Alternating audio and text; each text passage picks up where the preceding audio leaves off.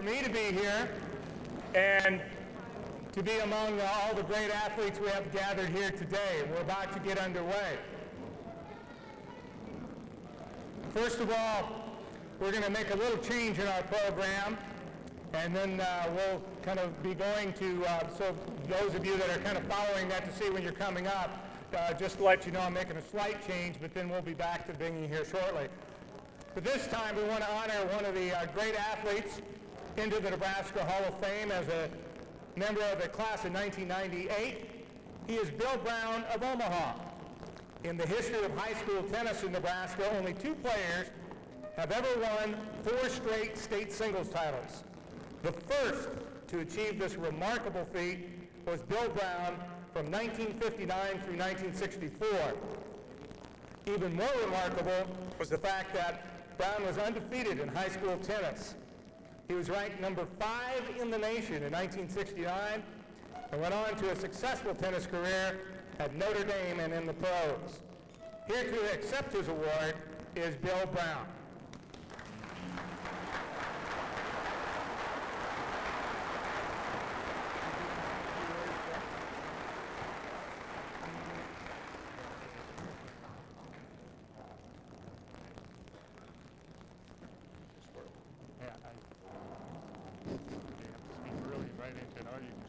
Let me just try this one. Thank you very much.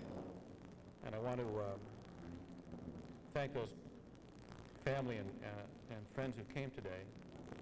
My sister Sally, who graduated from the law school here in Lincoln. Her daughter Laura, who's an accomplished writer at the age of 13. Her sister Lisa, who does everything well. My brother Jeff, remarkable businessman from Omaha, his wife Diane, my wife Karen, the best thing that ever happened to me.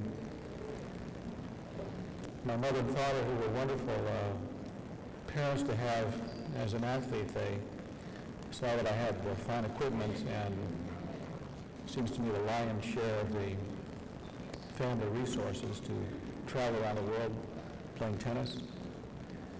And they didn't make too much of it when I won. They didn't make too much of it when I lost, so all was equal. And my lifelong friend Jim Fogarty, who's kept me laughing since I was 9 years old. We met in the Cub Scout troop run by his mother when I was 9 years old. And thank you for making a member of the minor sports, the non-revenue producing sports, a member of your group. And I hope you'll have others in the future. And I thank Mr. Garfalo for getting the ball rolling in that direction. And for example, I think of Fred Pasali from Omaha Benson, who taught me how to hold a racket when I was 9 years old, and then spent another 30 years coaching in high school sports. So thank you very much. A very pleasant experience. And even though I now live in California, Nebraska is always home to me. As long as I've been out there, I've always sort of felt I could put some clothes in a suitcase and come back here and pick up right where I left off. Sorry about the game yesterday, but I know they'll come back. They're awfully good. Thank you very much.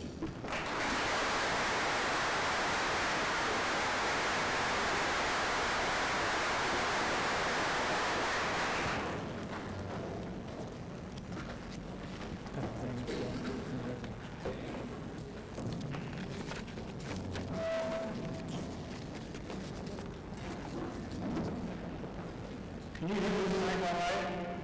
Okay.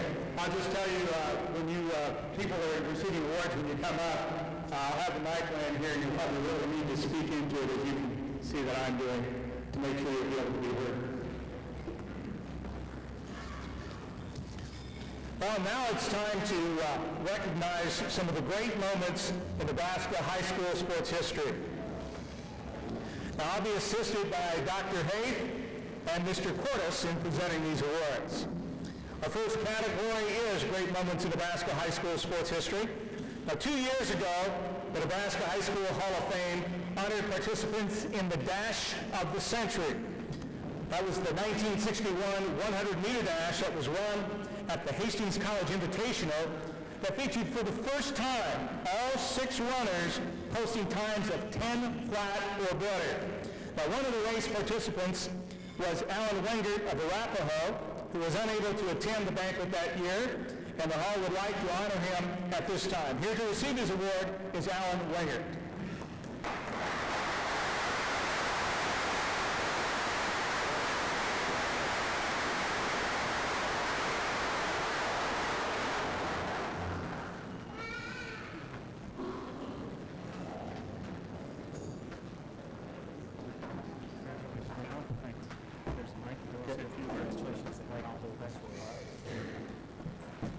Okay, I'd just like to say that these little short legs in that 100-yard dash did pretty good until about 50 yards down the track, and I heard these big long legs coming by me, and I thought, oh, I'm in trouble now.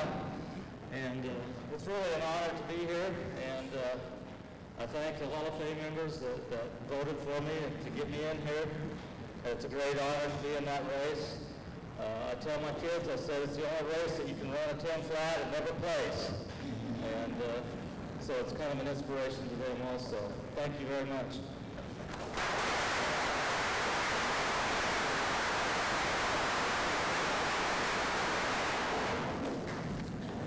The Nebraska Hall of Fame would also like to recognize John Cook of Beatrice for his in-zone blitz of 1912, in which he scored 98 points in the Orangemen's 128-0 victory.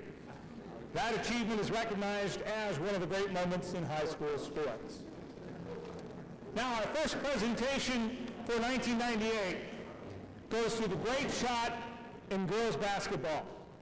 Bear with me a second.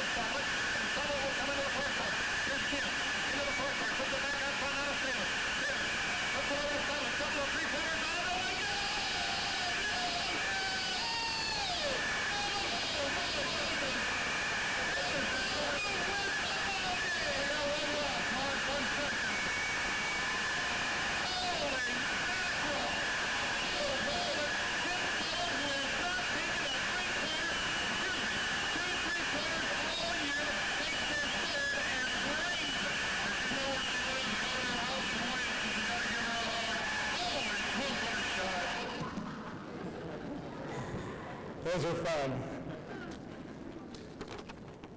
Well, you know, when we talk about great dynasties in high school sports, there usually is a defining moment that brings a program that recognition. For the South Sioux City girls basketball program, that defining moment came in the finals of the 1996 Class B state final. The Cardinals, which had already built a reputation as the best team in the state regardless of class, found themselves trailing upset-minded Lincoln Pius X by 2 with time running out of the game. And as great teams do, South Sioux City went to an unsung heroine, that being Kim Sublett, who sank a 3-point shot as time expired. And the Cardinals captured the title for South Sioux City. And the Cardinals have continued their dominance since. Here to present certificates and to receive the award for that 1996 team from South Sioux City is Kelly Flynn.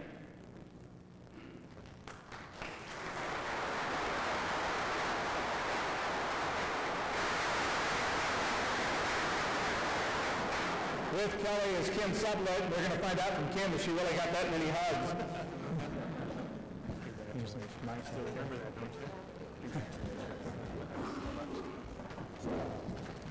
I'd like to thank the Hall of Fame also for honoring Kim in our program.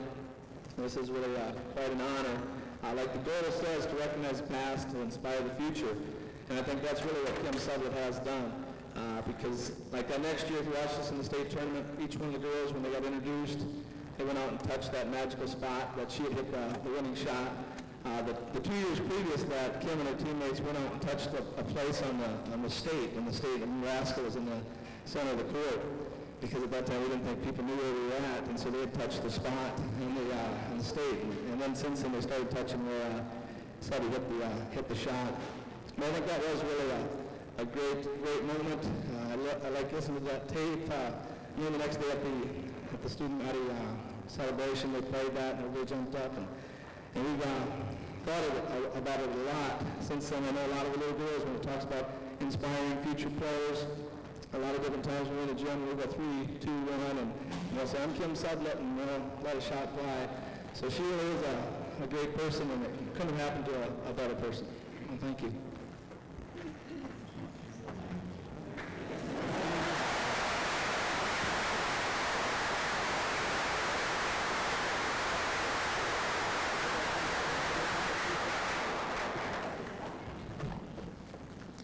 Well, that was exciting. Hang on. Our next award goes to the Miracle of Miracles.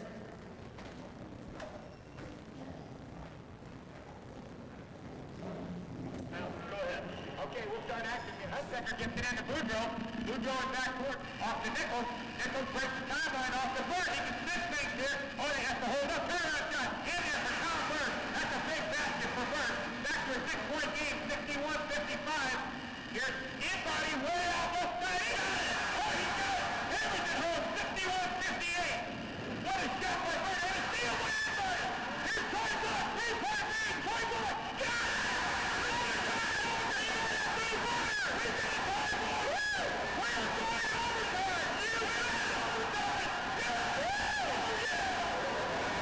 it!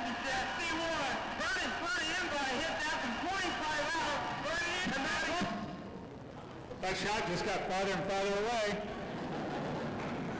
I tell you, I got a drawer full of tapes like that at home. Those are great.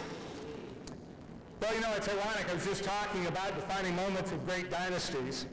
And there's been no bigger dynasty in Nebraska high school sports than that built by the Wahoo boys basketball team that strung together 114 straight wins in the late 80s and early 90s. It follows that there's been no bigger defining moment than the 1989 state championship game with Lincoln Pius X. The Warriors trailed by 6 points with 11 seconds left in regulation, no timeouts remaining. First, as you heard, Bernie in-body canned a I've got 30-footer to close the gap to 3. Then, in-body made a steal, got the ball to Troy Glock, who nailed another 3-pointer, and in case you didn't hear it, the game went into overtime.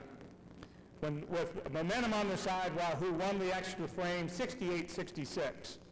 Now here to present certificates to some of the players of that 1989 team is head coach Nick Anderson.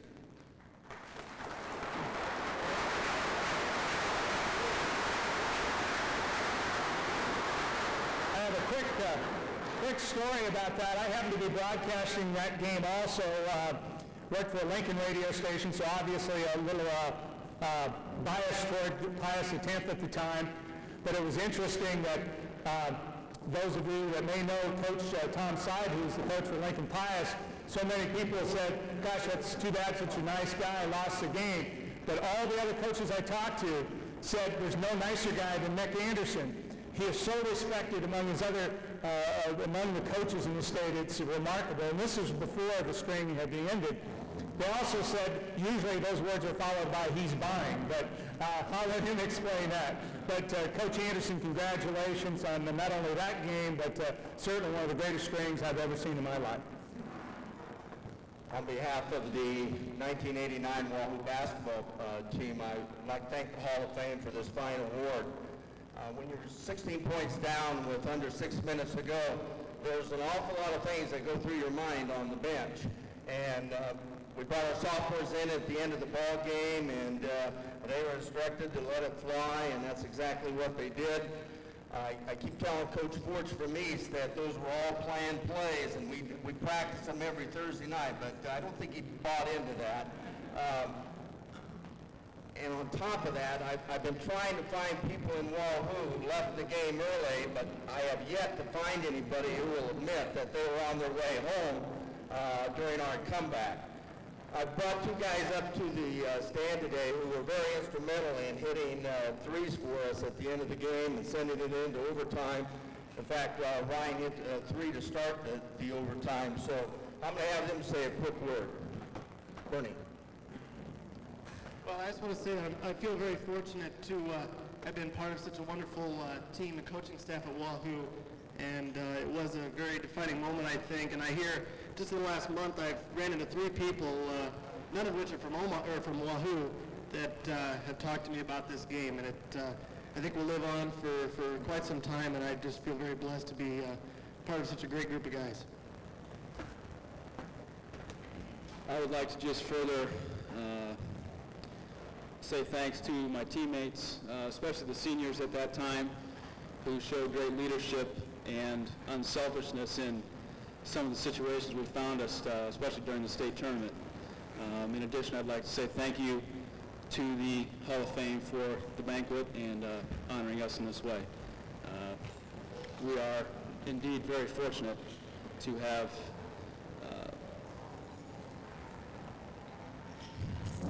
can't find the right words. They know what you mean. Thank you very much.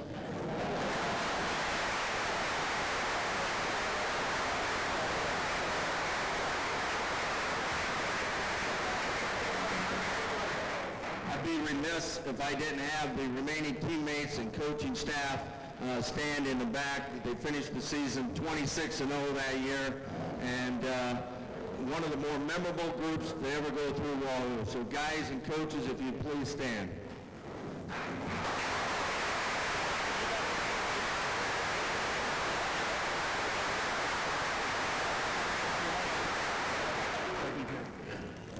I will do that. Thank you so much. I'm going to have them stand individually. Cliff Kriesel, Scott Latham, Rob Brigham, Troy Johnston, Steve Berlin, Jason Block, coaches Mark Watton, Guy Dunning, and Barry Spurgeon. Thanks once again.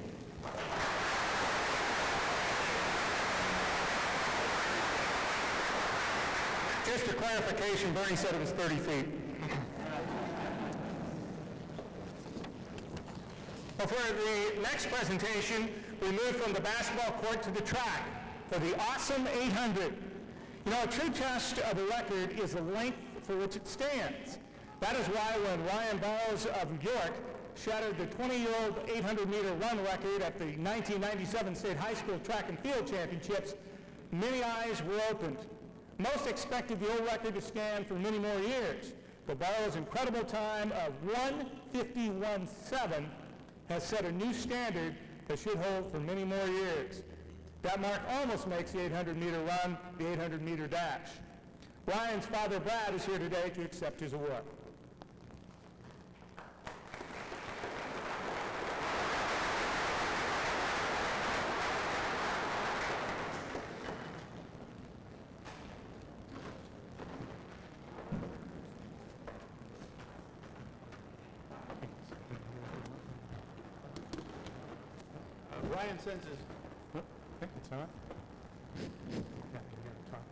Ryan sends his greetings from Yale University. He exercises good judgment and thought his 3 midterms next week were more important than his presence.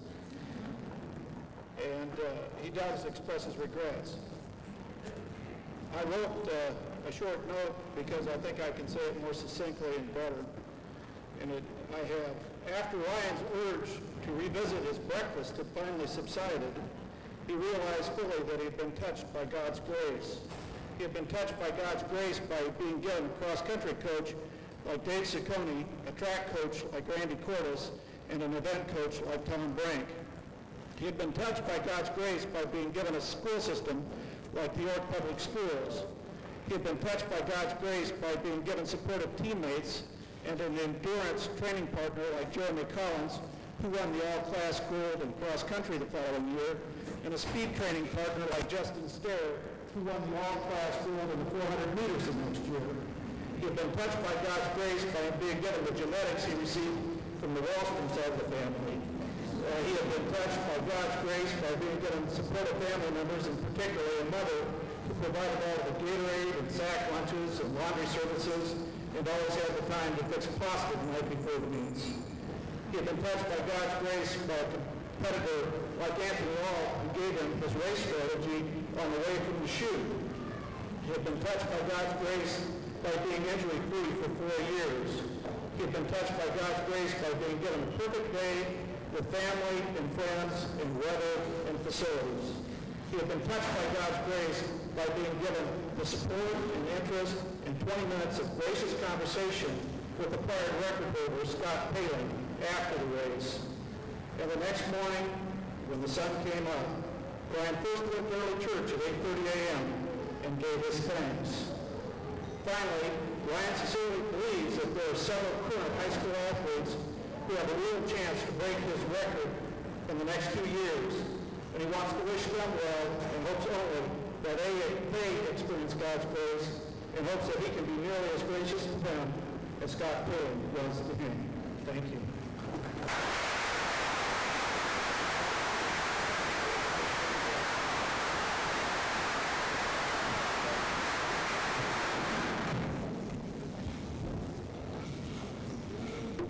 Have a little clicks left.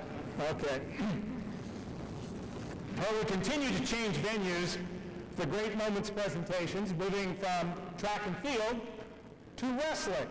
Now, wrestling's version of the home run is the pin. That would make our next recipient the Mark McGuire of his sport. What pin master David Miller did during his illustrious career at Kearney High School from 1995 through 1998 is astonishing.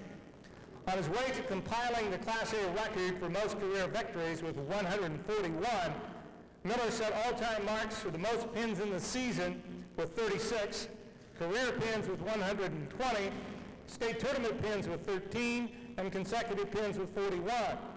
Here to receive his award is three-time state champion David Miller.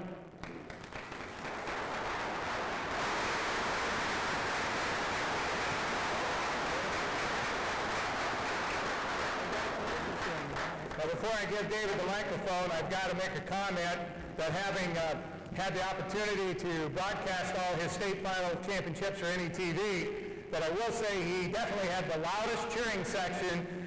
See him smiling? He knows I'm telling the truth. The loudest cheering section, and then he got the state tournament. Congratulations, dude. Thank you.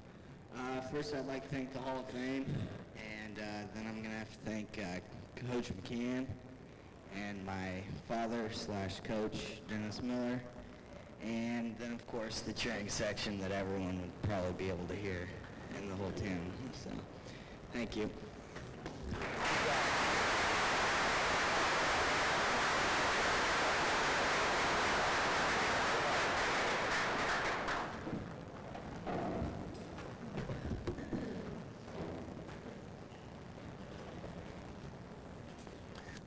Our next category is the Ron Gustafson Inspiration Award. The Hall of Fame's desire to extend its variety of recognition and honors into the inspiration category resulted in the introduction in 1996 of the Ron Gustafson Inspiration Award. We are determined to honor those involved in high school sports because of their situation, fought through what others might call a problem, and made an impact on those around them. This year's deserving recipient of the Ron Gustafson Award is Greg Breska of Thedford. Despite a childhood farm accident that cost him his right arm, Breska became an all-Central 8 Conference football player at East Butler High School. Breska received scholarships for football and baseball at Concordia College and went on to win that school's Most Inspirational Player Award. Greg continues to be an inspiration as a teacher and coach at Thedford. Here to make the presentation of the Ron Gustafson Award is Greg's high school coach, Dave Strubing.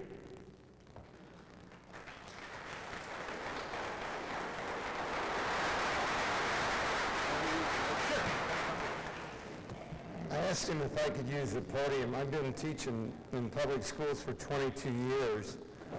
And last year I taught an entire 50-minute health class out in front of the kids with my fly wide open, so I stand behind the podium from now on. I think I'd be remiss in my duties here if I wouldn't first like to recognize Greg's parents. Tony and Elaine have been very supportive of all their children, and the reason we have successes in high school is because of parents. And I'd like Tony and Elaine to stand at this time. Tony's right there, and here comes Grandma and Elaine. That's very good timing. But I'd like to recognize them too, because they're a big part of this.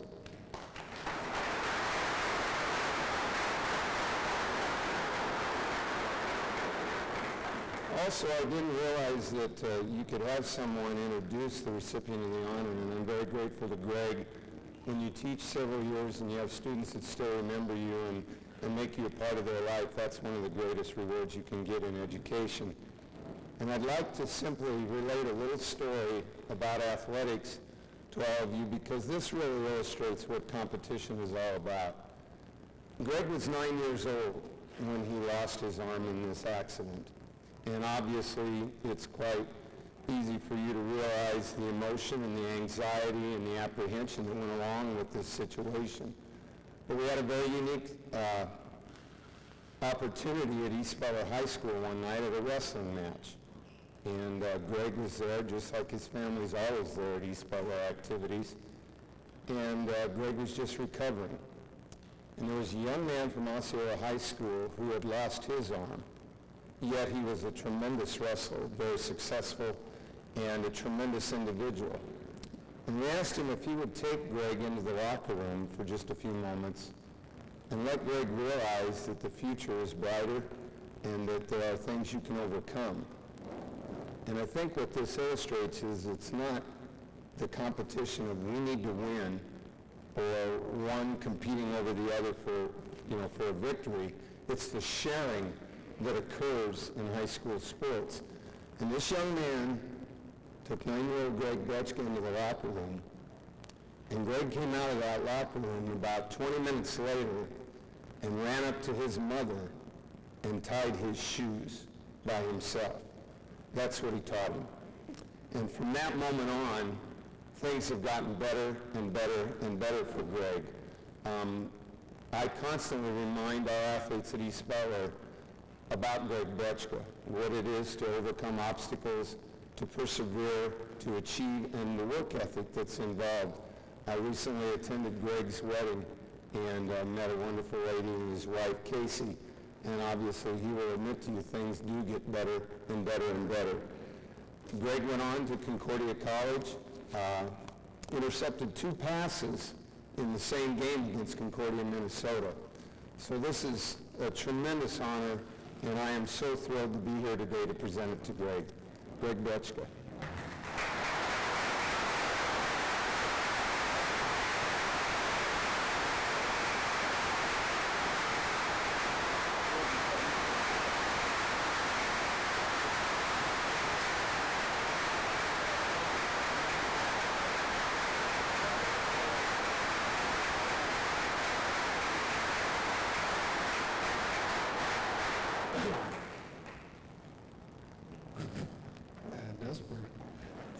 Well, this is a great honor.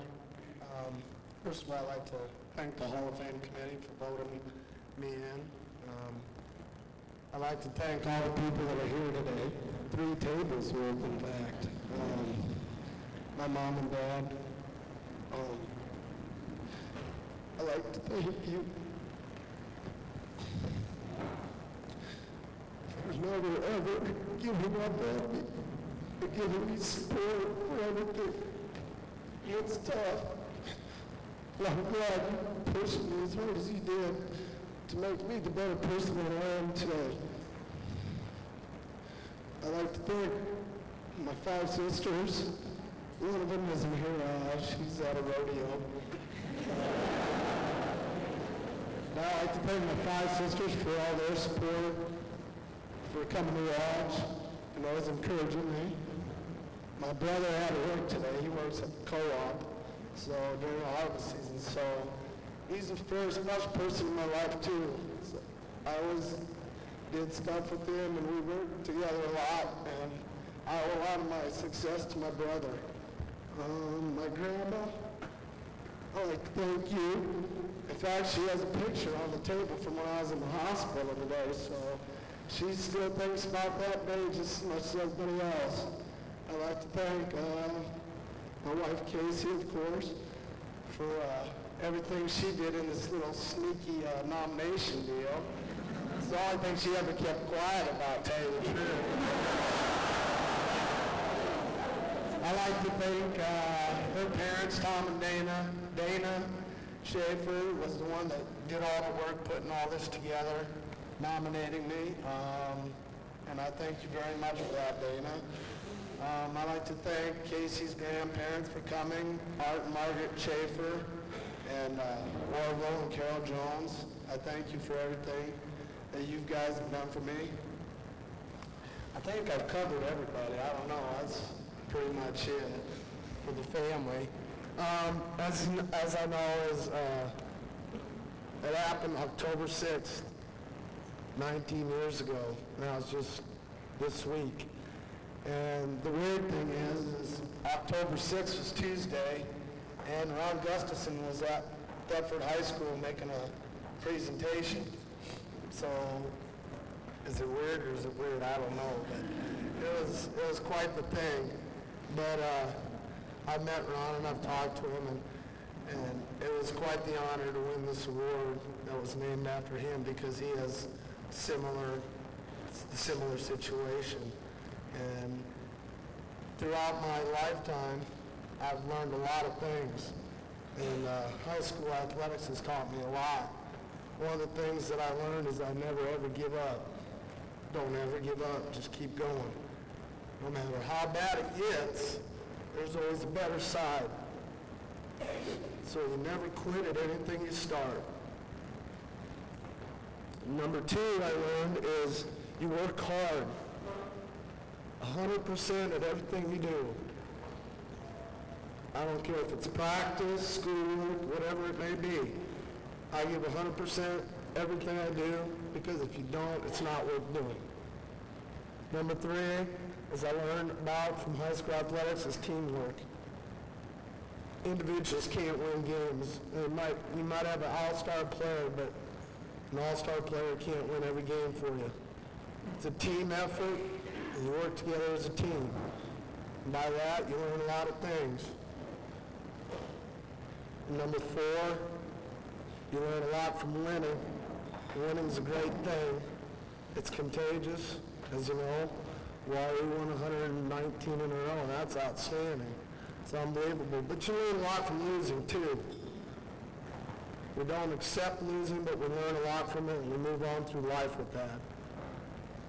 Again, thank you, family, Hall of Fame, for everything you've done for me. This is a great honor, and I appreciate it. Thank you.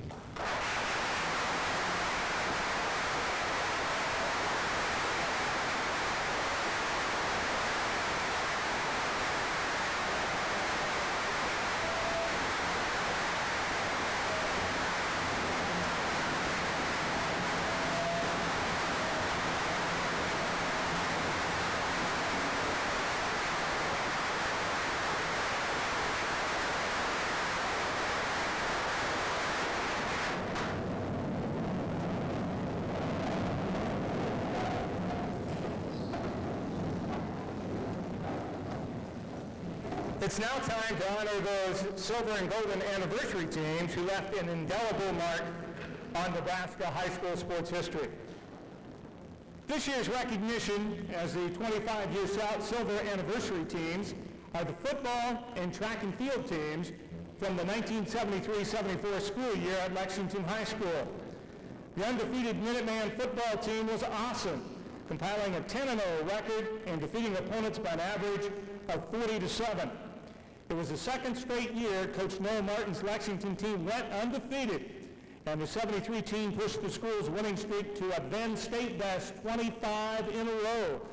Lexington was led by All-Stater Ted Harvey and 8 other All-Conference award winners, which included Mark Dappy, Jeff Richardson, Craig Ferguson, Tom Robinson, Mike Adams, Greg Bacon, Fred Knappel, and Pat Hodges. I'm going to go ahead and have Ted come up at this time, talk a little bit about the football team, and then we'll tell you a little more about the track team. Ted?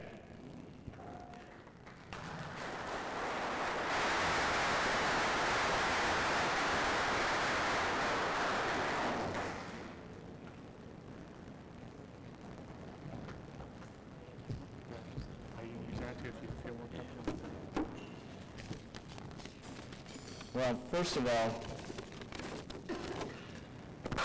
speaking for my teammates and coaches, I would like to thank the Nebraska Hall of Fame for selecting us as your silver anniversary team. As you'll see in a minute by the number of teammates that are present today, this is something we're very, very proud of and excited about. Also, I'd like to thank you for giving us an excuse to get together again after 25 years. We spent 3 or 4 hours together last night at Barry's and relived some old memories, and it was a lot of fun. We had a good time. The 1973-74 season was a special year for Lexington Athletics. This afternoon, you're honoring our state championship teams, our football team and our track team. But we came very, very close to winning 4 state championships that year. We had a basketball team who got to the state finals and lost on a last-second shot to a team that we had beaten by 14 points 4 weeks earlier in the season. So we were that close in basketball also.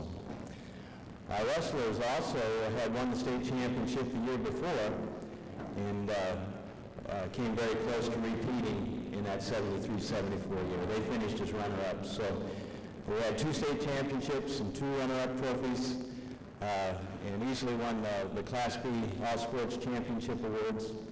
We had Prep Athlete of the Year in Pat Hodges, who unfortunately couldn't be with us today. Even in the summer, we had a Legion baseball team who made it to the state tournament. So it was a very, very special year for Lexington Athletics and a year that we'll never forget. What I'd like to do now is introduce my teammates and coaches from that 1973 football team. As he mentioned, our 73 team went 10-0. We had a perfect season for the 2nd straight year. We won the state championship for the 2nd straight year, and we were loaded. We had, I think, 10 athletes who went on to play college football, and we were really solid at every position. It was a wonderful team to play for. And we had as fine a coaching staff as you'll ever see in a high school situation. We had 5 guys who really understood the X's and O's of football, and more important than that, they knew how to win, and they taught us how to win. Our head coach that year was Noel Martin. Noel Martin was at Lexington for just 4 years, but in those 4 years he won 2 state championships. His record was 34-2-1, and he was a super coach. Noel couldn't be with us today.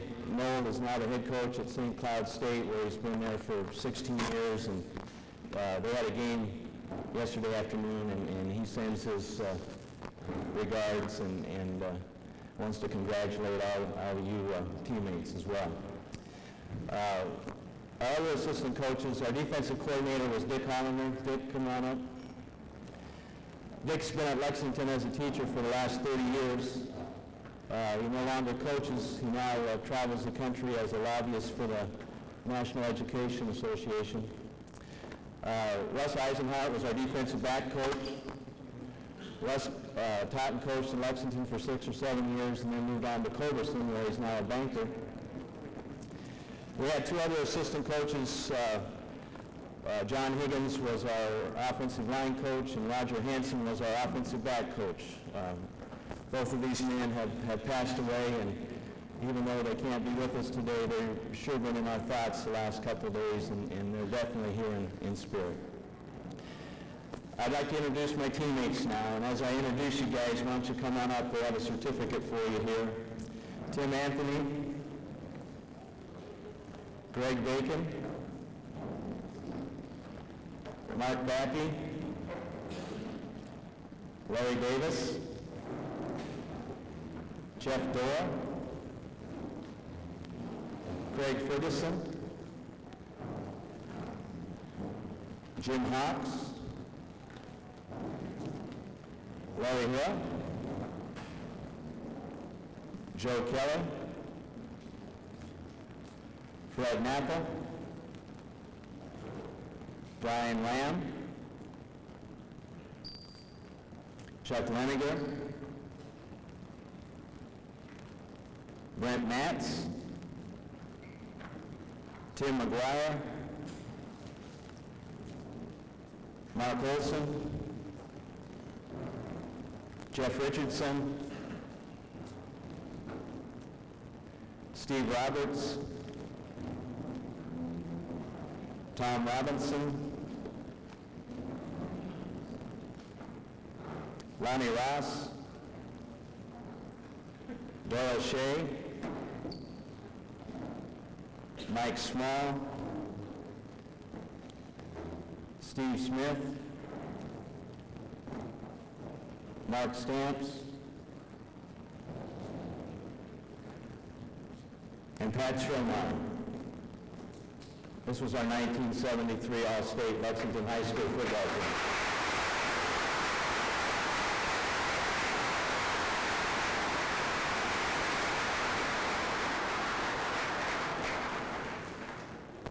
Before we go on to the track team, there's one other person I want to recognize who was a big part of these state championships, and I don't know if he's made it here yet or not, and that's Ray Ehlers. Ray, did you make it? There he is. Okay.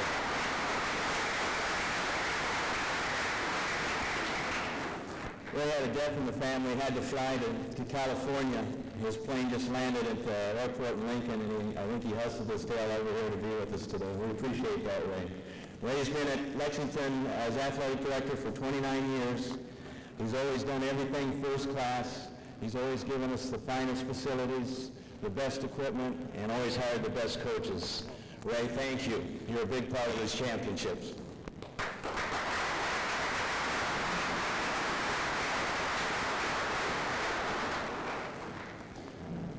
Okay.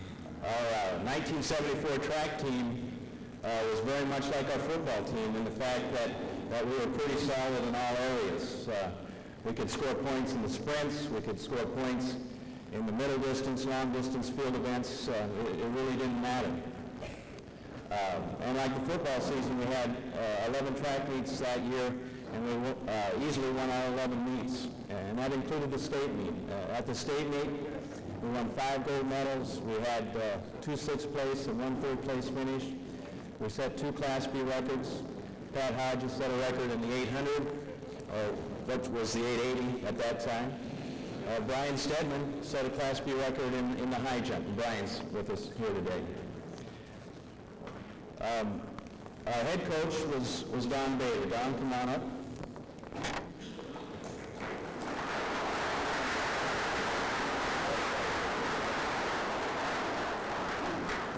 Don Bader became the head track coach at Lexington High School in 1970. Don Bader is still the head track coach at Lexington High School in 1998. He's starting his 29th year. Don's won 2 state championships as well. His assistants that year were John Higgins and Dick Hollander. Dick had middle distance, long distance, and the pole vaulters. Come on up, Dick. There we are. My teammates on the 1974 team were Tim Anthony, Greg Araggio, Greg Bacon, Mark Bappy, Jeff Dorr, Craig Ferguson, Jim Hawks, Larry Hill, Kim Kitsing, Fred Napple, Brian Lamb, Chuck Leniger, Brent Matz, Ray Meyer, Mark Olson, Jeff Richardson, Tom Robinson, Ryan Stedman, and Pat Strohmeyer. I'm going to have Coach Bader come up and say a few words. The neat thing about Coach Bader is that he's been at Lexington, as I said, 29 years, and he's now into his second generation of athletes. This year, my son's going to run for Coach Bader, and I wouldn't be surprised if someday I don't have a grandson that'll run for Coach Bader.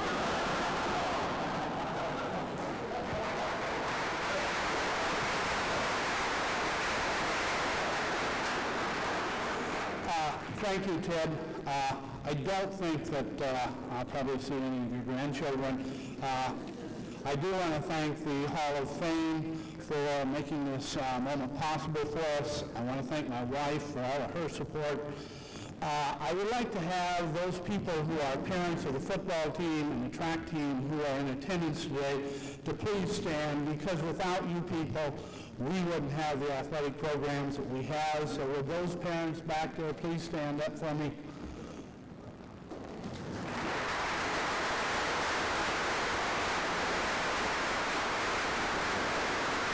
It was due to their efforts that Lexington also had the first AccuTrack in the state, and a lot of people put in a lot of time. I know Revere Harvey put in an awful lot of time working on this so that we wound up with one. I'd like to thank the assistant coaches, Dick Hollinger, and I would definitely like to thank Ray Ehlers for his tireless devotion to Lexington athletics. As you can see, most of these young people, and they are young by my definition at least, the team of 1974 was a great group of self-starters. They were motivated by pride, and one thing that I will always remember is they had a heck of a lot of fun while they were doing it. Thank you very much.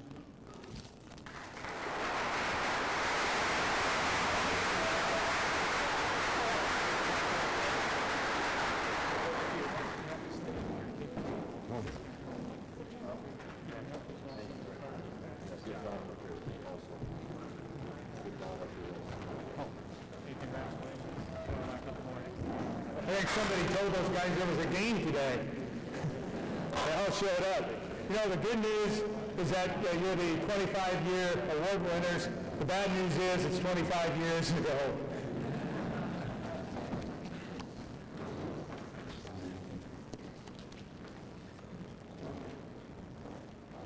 The Nebraska High School Hall of Fame is chosen to recognize the 1948 and 1949 boys basketball teams at Seward High School as its Golden Anniversary Award recipients.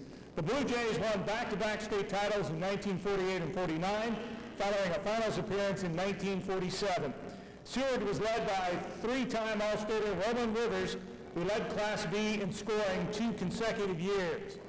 In 1948, Seward posted a 21-1 record, which included a win over Class A powerhouse Hastings. And in 1949, the Blue Jays went 20-2 and defeated Kozad, Crete, and Ord in the state tournament. I'm going to announce the players that are here today from those teams. If you would please come forward. They include Don Hagemoser, Bernard Shear, Bruce Schroeder, Eldon Schuknecht, Norman Walla, Kevin Wergen, Don Rossmeyer, and I believe an assistant coach was Cecil Walker. Cecil, you come up and stand with these guys too. And we'll have Don say a few words about this fine group of athletes. Now, the difference between the 25-year and the 50-year class, the 50-year class is a lot happier to be here.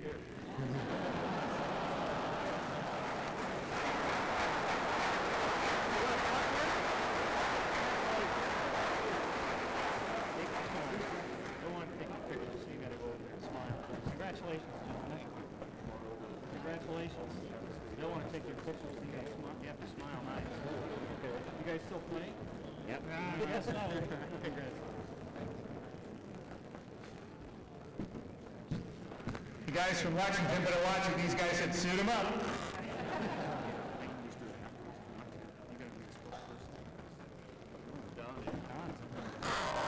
Well, I'm not near the speaker. This young fellow just went ahead of us there. But we really thank and are really honored by being asked here by the High School Hall of Fame. It was a surprise to all of us, and we had two great coaches, Tom McGrath and Cease Walker. We'd line up every day and say how much and what color. And that's the way they coached, and that's the way we played. We've been preceded in death by 5 of the members off this team. Thank you.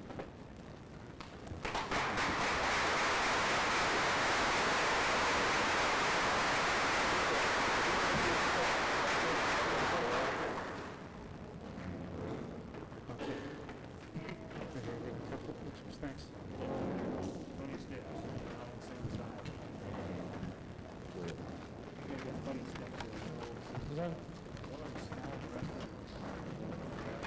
I want to know, were you guys at Mary's last night too?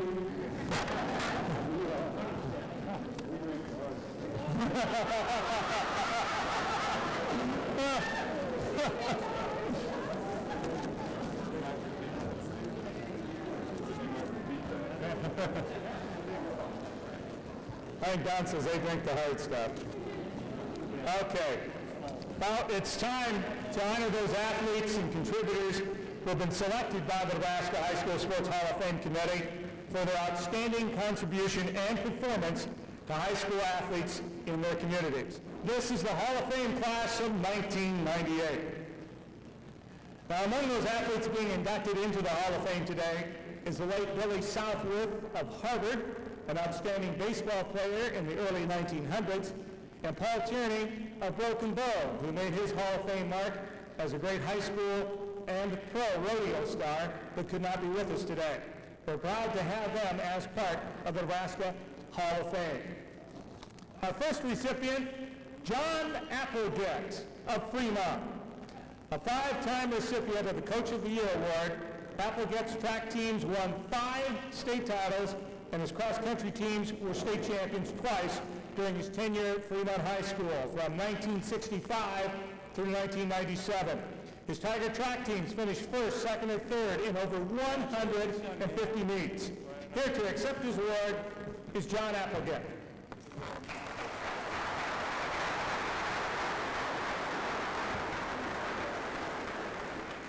Thank you.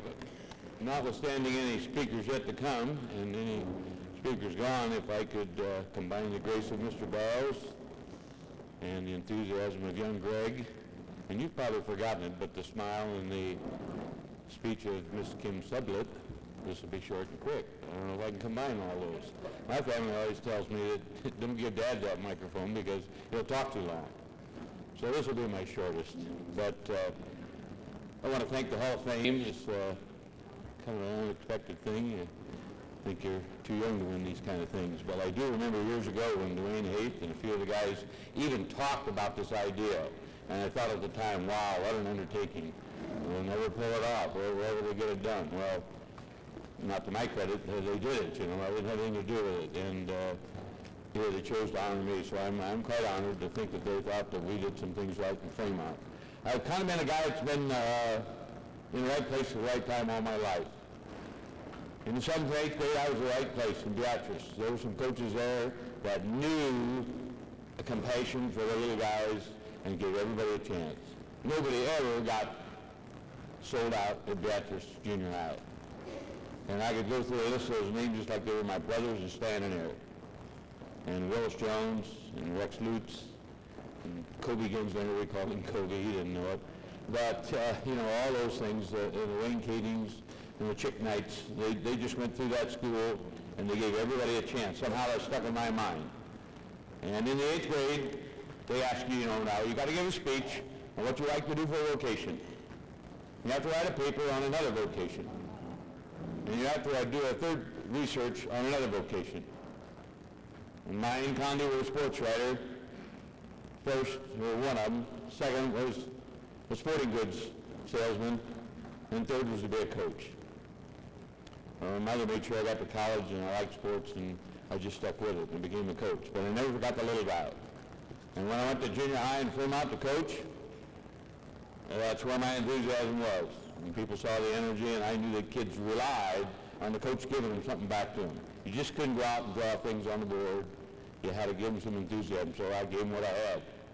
I never pretended to be the smartest coach. I wasn't a good basketball coach because I coached like a player. I knew where they should go, but I couldn't get them to go there, you know what I mean? Well, at least that's what I thought in my mind. So, yeah, I was in the right place at the right time the second time in my life when I met my wife, Shirley. She wouldn't stand on a bet, but she's over there. And we have 3 sons. They all live in Lincoln. They're married. We have 5 grandkids. And, again, I'm lucky and I'm in the right place at the right time. And as you know, I went to Fremont, went to the high school, and the lucky part of that was they didn't know anything about track. I went to the 25-year history of the Big Ten Conference. You remember that? And the football coach, I wouldn't even give the credit to his name, stood up and said, we just use track for conditioning. Murph and I were so damn mad in that banquet when that guy said track was nothing and just for conditioning his athletes. And we said, besides we got 8th, 9th, and 10th in 3 years of the conference meet. Now, if you never went to the Big Ten track meet, you didn't know what it was like, because the Scotts Bluffs and the Hastings and the Grand Islands and the North Platte, they killed you. And occasionally one of us from the East, Columbus, Norfolk, Fremont, slipped in there. But we were 8th, 9th, and 10th the first 3 years. And we said, this will never happen again. We'll never be in the bottom 5 of that conference again. Now, I don't know if that's important or not, but we never were. And you know what? I was in the right place at the right time again. We had a lot of good athletes. And I had some great assistant coaches that stuck around for years. At one time we had like 145 years of continuity in coaches. So I was clearly in the right place at the right time. And once again, I'm here, and I thank these founders that said, hey, this would be a good idea, this would be fun, because without them, we wouldn't be here. So thank you very much.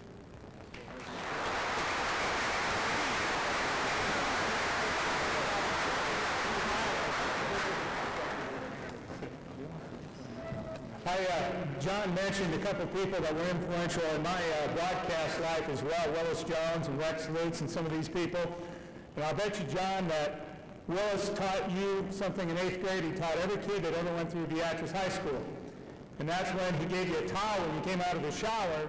Always wipe your face first, because you get one towel. You never know where that towel's been. Am I right?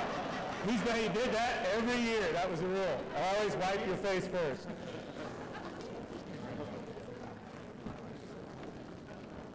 Well, our next recipient is Leonard Bond of Omaha. In 37 years of coaching at Omaha North, Bond compiled a record of 114-26 in football. He also coached track and served as assistant athletic director during his time at North from 1948 through 1975. He may be best known for his 1961 unbeaten football team that featured the heralded backfield known as the Four Norsemen. Here to accept his award is Leonard Bond.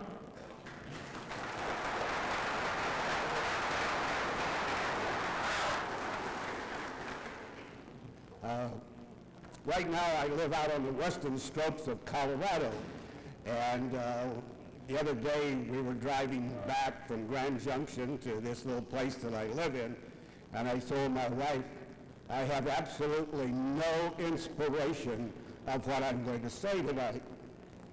So she says, I'll tell you what to say. That's her normal position and stand anyway.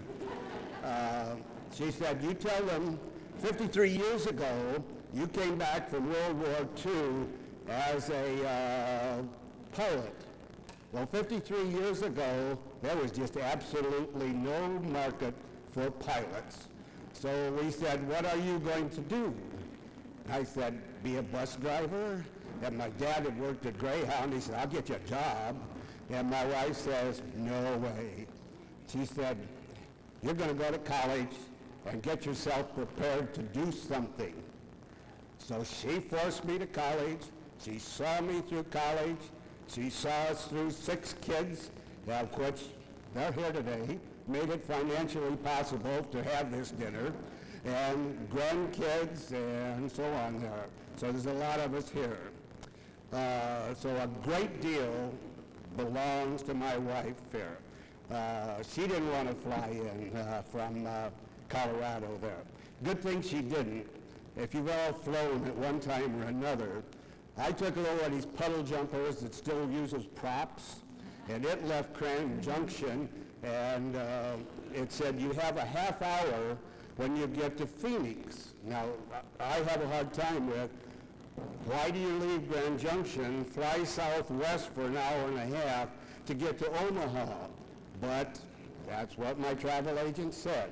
Well, anyway, it says there's a half hour between the time your plane lands and the time you have to catch your plane to Omaha. No problem. If you've ever flown American West, there's not very many planes. They are just side by side down here in Omaha. But if you get into Phoenix, they got a whole half an airstrip there. So I got off. Nobody says anything to me whatsoever. And I looked at my ticket several times, and it's nothing about what gate the flight to Omaha would be on. And so I go up to the main course level. I said, well, probably that board is going to tell me. So I look at the board, and it says A9. So I've got approximately a half hour now, so I'm really in great shape. So I look up, and on this board it says C concourse. I look over to the right, it says B concourse. Naturally, I have a college education, and B, then A, B, C. So I start walking down there, and I get pretty far down, and I see I'm getting to the end of the B's, and there's no A past that. So I thought, well, I guess I better ask for advice. And I happened to see one of the stands where the clerk stands and said, give me a ticket, please. I should put my hands in my pockets, I guess. So they said, I need to be on A9. And the girl looked at me, but she didn't know what time the plane is leaving from A9. And she said, well, you go way back up there till you see C, and there's a moving sidewalk up there. And you get on it, and you go to the right till you come to Concourse A.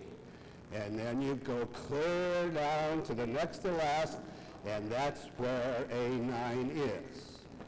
I still didn't think I was going to be very far. I even thought I had time enough to go to the bathroom. And so I did that. Well, I got out there and I got on the sidewalk. Well, I have a 2-year-old granddaughter that walks faster than that sidewalk moves. So I thought, I better start running down here. So here I am, old 75-year-old man running down there, you know, thinking, this is going to be a challenge. And it was. I was the last one on the plane, thank God. I don't know what they do if you don't make it there. But I'm going to be a little bit more alert and know what gate I'm on when I go back, because it's going to be after dark there. Now, also nobody's told a joke, so I've got to tell you a joke. Now, where I live, there are mainly people about like me, gray hair or no hair, and so all of us are getting kind of hard. It's kind of tough to see that little thing you call a golf ball. And so we're having trouble when it goes out there. That's one good thing about where I live. It is a championship golf course. And the greens are about half the size of this room, and they go like this. And they don't have any level spots in them at all. Well, anyway, we hit it, and you say, "Did you see that?" I didn't see that. So we decided we had to ask the pro there about what we could do about this particular thing. So we went in, and you know, incidentally, who the pro's name is Johnny Goodman. The first day we got there, I thought, oh yeah, he's the kid of that guy that won the U.S. Amateur in Omaha. He said, no, I'm from Arizona. And so anyway, he said, you see that old guy over there sitting there on the bench? And we said, yeah, got eyes like a hawk. And I said, he's been known to help you. So we went over to him, said, we're having problems fouling our ball, and would you help us out? Be tickled to death to him, you know. So we get to the first tee, four of us hit. We look back at him and say, you see that? I saw it, no, exactly there. So we get down there about 75 feet. No, really. You know, we have these super clubs now that are like this heads with titanium, and so we can still hit 200 yards. So we get down there and we say to him, where's the ball? You saw it, didn't you? He said, I saw it. Where is it? I forgot. Now, I know that the only ones that laughed are the people who are still having, you know, exactly what I'm talking about there. The main thing that I wanted to say is that the thing that makes you a great coach are those guys that are out on the field. Now, in this audience, there are some great guys that made their coaches really good. And through the years, I was extremely blessed with that particular situation. We talk about the four Norsemen, who one college coach I know, like Murray Warmack at Minnesota, he said that's the finest high school backfield I've ever seen in my life. He said, normally I look at films, and I'm lucky if I can find one person that I want to give a scholarship to. Here he said, I'm drooling for any one of the four.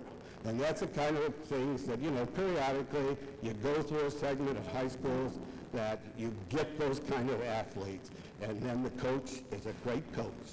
But I want to thank all those players that did this for me. Thank you.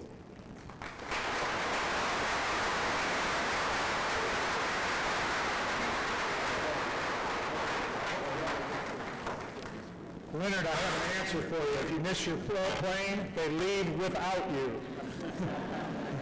I found that out from experience. Went to the East Coast one time, forgot to change my watch. Our next recipient is Chuck Dieter of Gering.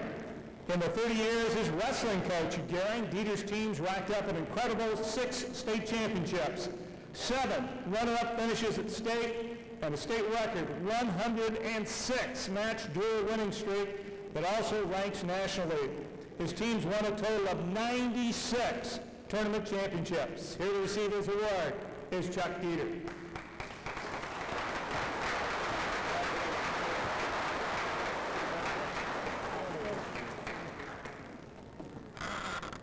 Well, after that last speaker, I better save a little time here. I don't have too much to say. I would like to thank the Hall of Fame board for selecting me. It's quite an honor, and I thought it was great that I could come up here from Gering and get this. I did bring my son Tom along with me, and yesterday afternoon he asked me, what exactly is this thing we're going to tomorrow? So I had to tell him what award we're going to go get today. But I've got 5 kids, and I was very happy that Tom lives in Lincoln and was able to come. The rest of the kids are spread out all over the place. My wife Gretchen is back in Gering. She has to teach tomorrow. I've since retired, so I don't have to get back too early. But it's interesting listening to the gentleman before us talk about how long it takes him to fly from Grand Junction to here. We'll try driving from Gering to here.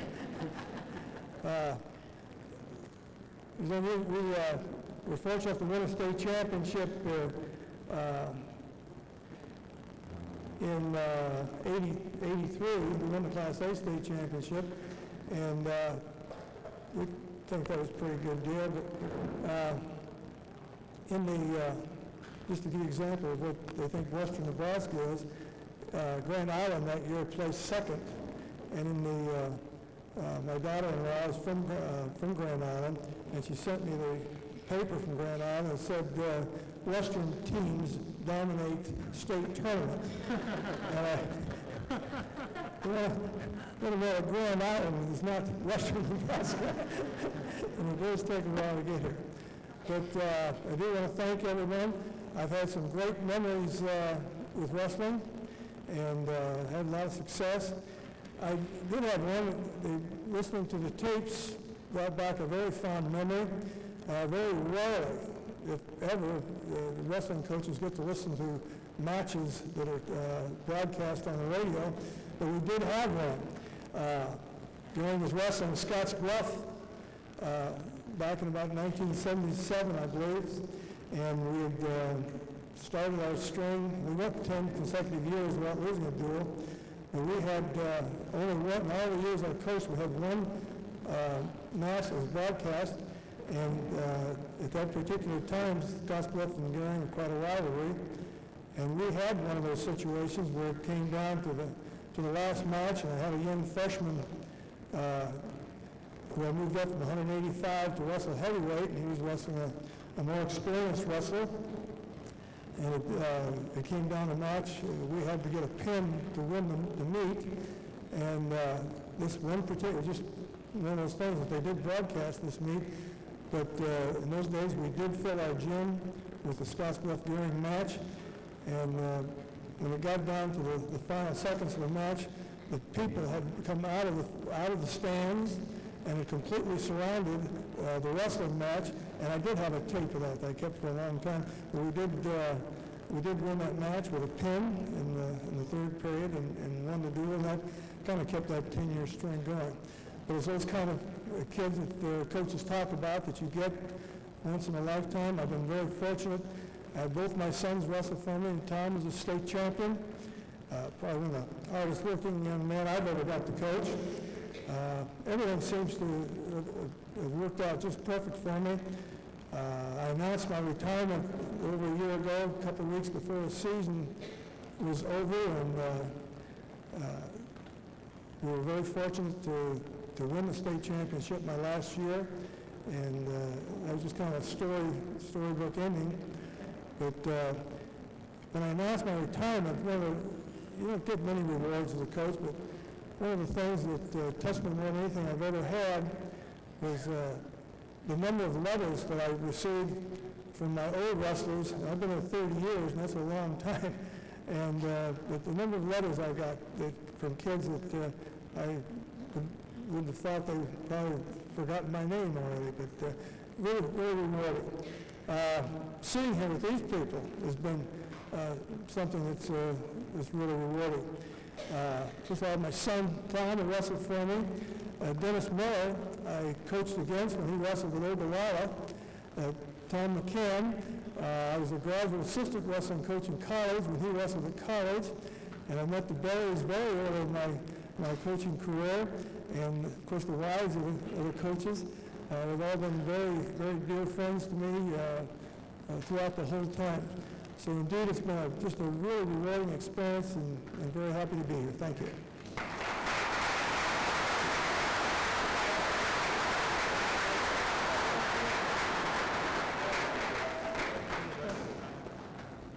Coach, I just got to let you know that I did broadcast some wrestling matches on radio.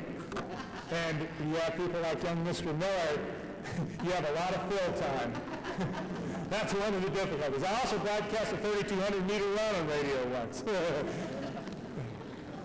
You know, we've given a lot of different awards today. We should have a special award for dedication to a sibling in order to be here. If we did, Steve Forsch would get that award today because he got married last night and he's here to see his dad. And that's quite an accomplishment. Steve looked pretty tired when he was here, when he walked in the door, but he's hanging in there.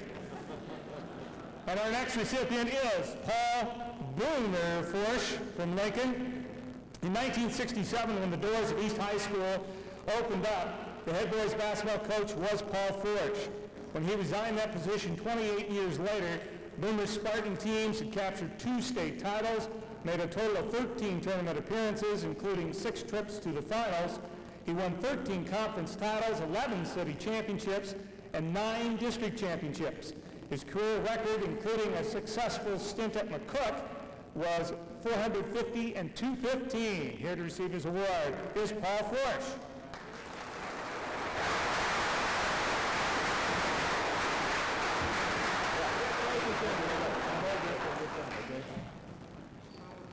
Nick Anderson, I think I saw a game, down 16 points with 6 minutes to go, and I noticed you had a cellular phone. And I think you were calling Barry's Bar to line up about 4 pitchers of beer because I was going to leave and beat you over there. This is a very special, on Raleigh Jane, I need to check at the door. You get a lot of advertisement here today. This is a special weekend for the Forsch family. Of course, as we just mentioned, my son Steve was married last night, and this beautiful gal, Chris, please stand, Mr. and Mrs. Steve Forsch. There you go.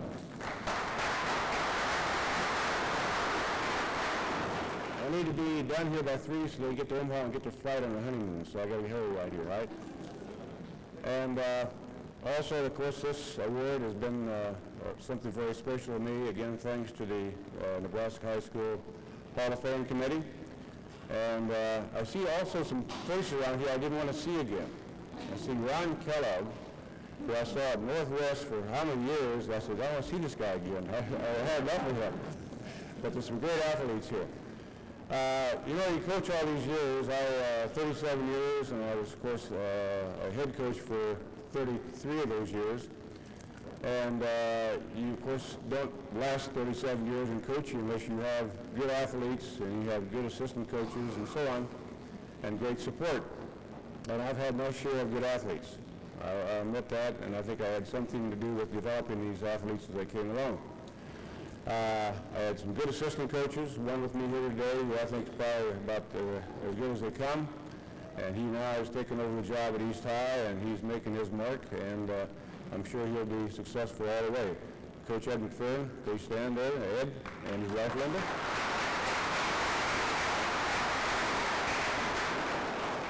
And also, since we have the big wedding, you know, it's the rehearsal on Thursday night, and we had the prenuptial on Friday night, 1:30, and then last night we had the wedding, and I tell you, I'm going to go home and sleep for about 2 days.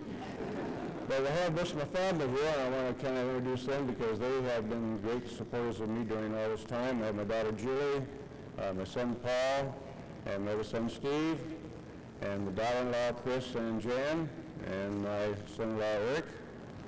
And then, of course, I have my sister here from Florida, all the way up here, and her husband Lou, and, of course, the biggest support I have, my wife Ann, and my mother-in-law Hannah. Would you all please stand?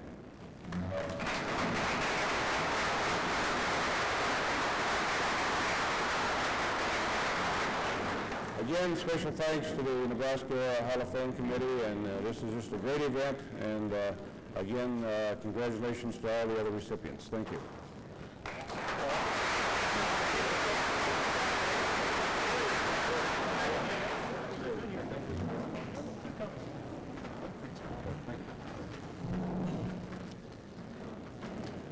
Our next award recipient is Alan Zickman of Kearney.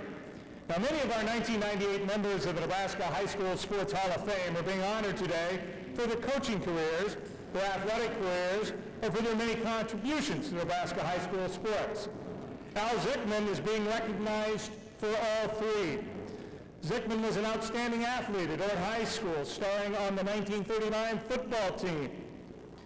That team was part of the school state record of 39 straight victories. He went on to play football at the University of Nebraska and was a member of the 1941 Rose Bowl team. His success continued as a coach at the high school ranks, coaching Alliance to the 1948 Class A state track title. In 1955, Zickman began a highly successful coaching and administrative career at Kearney State College. His contribution to Nebraska high school sports can further be seen in the number of quality coaches that were under his tutelage at Kearney State that went on to successful careers in Nebraska. Here to receive his award is Alan Zickman.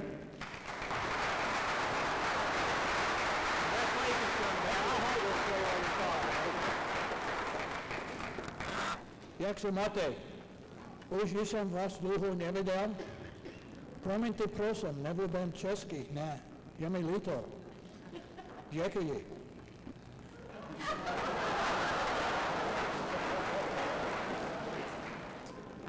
That was for my Czech friends.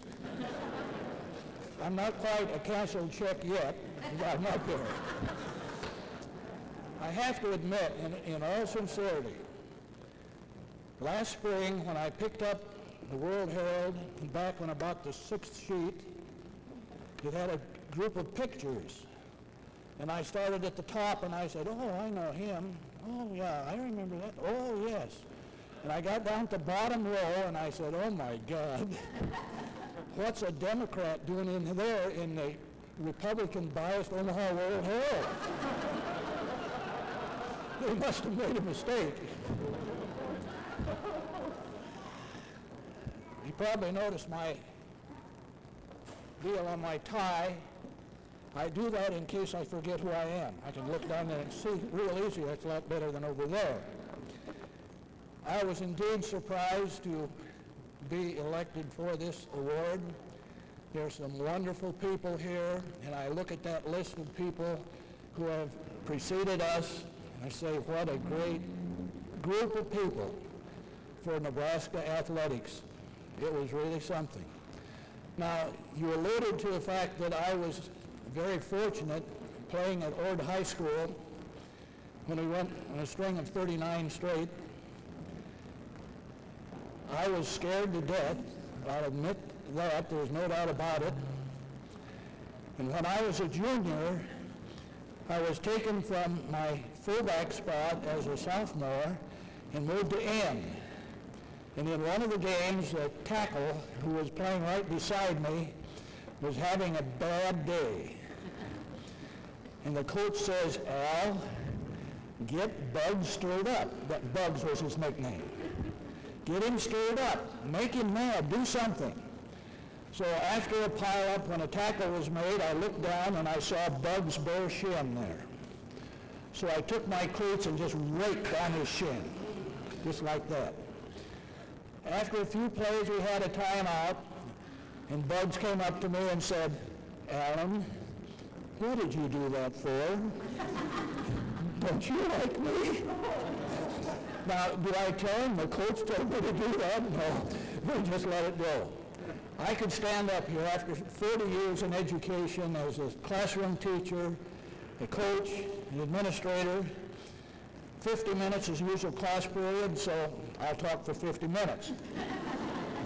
We may have a little test afterwards, but I can recall so many things that are of such great interest through the years of both high school and college coaching. And today, as I came into this banquet hall, I was greeted by some of my former students, some of the athletes that played for me at Kearney State College. And I look at them and I say, they survived. They survived the class of football theory. If you can imagine what football theory was like, it was one tough course, because I insisted that when they walked out of that classroom, that they were going to be ready to coach football. And I'm sure that Jake and Charlie and Dick and some of you can attest, those notebooks were a tough assignment. Jokingly, one time I said, I will not accept a football theory notebook that doesn't weigh at least 6 pounds. One notebook was handed in to me and it was about that thick. One of those guys split the edge of that cover and slipped a sheet of lead inside so that it would weigh 6 pounds. Those kind of things I could go on forever with. But in all fairness, and with the time as it is, I sincerely thank the Hall of Fame. I've known the NSAA people, worked with great guys like Ray Ehlers, so many of you, and it's just been the greatest thing in the world. And I look back to when I was a junior in college. Incidentally, I hate to say this after yesterday's UNL game, but the first football game that I ever played in my life where we lost was with UNL. We lost to Minnesota, the national champions, 13-7. But anyway, when I was a junior, the advisor called me in and said, we would like you to change your major from education, physical education, and go to med school. And remember, the war was on at that time. And I thought about it a long time, and I said, nope, can't do it, because I want to teach and coach. And am I glad I made that decision? Yes, indeed. Thank you.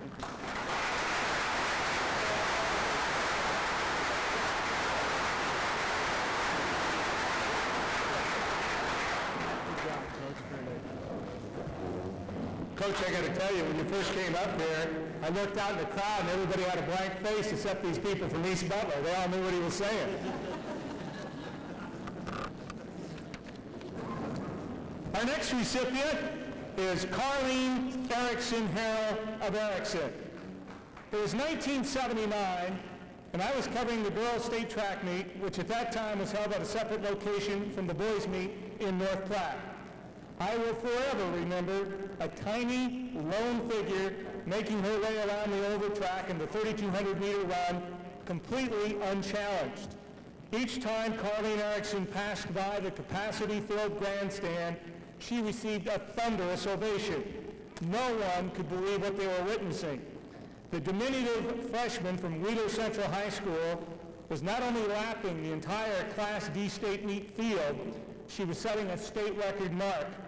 Carlene went on to win 4 gold medals in the 3,200-meter run, and she never lost that race in high school. She also won 2 gold medals in the 1,600-meter run. Her state record time in the 3,200-meter run of 10 minutes, 19 seconds, stands today and is 12 seconds faster than the next closest state class mark. Here to accept her award is Carlene Erickson Hera.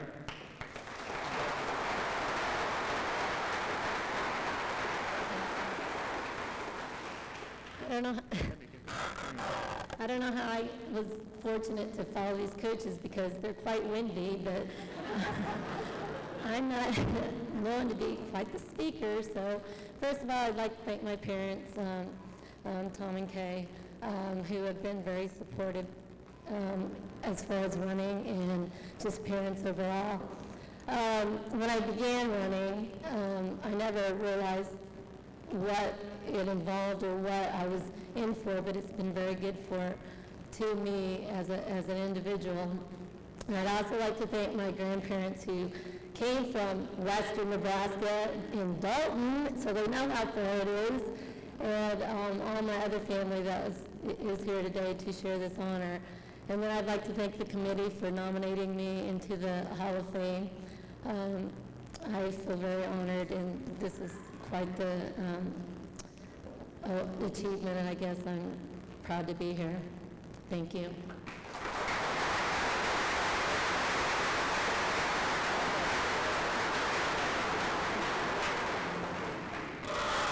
Just in case you think we've been here for a while, Coach Dieter says it seems like it's only been an hour. He keeps looking at his watch, but he got that other time yet, don't you?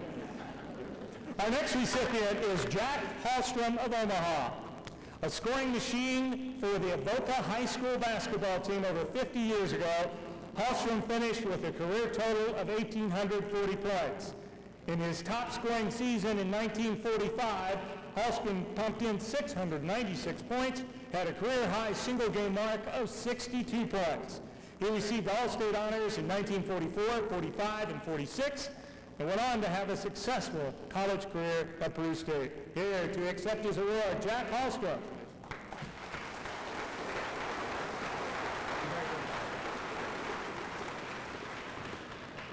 Thank you. Webster defines the word pioneer, one who goes before, preparing the way for others. If that is what the pioneers being inducted today did, I say congratulations to you. The Nebraska High School Sports Hall of Fame, honors pioneers for 50 years or more. Gosh, at times I don't even feel like I'm 50. I would like to honor my family at this time. Would my wife Nancy and our family and relatives please stand and be recognized?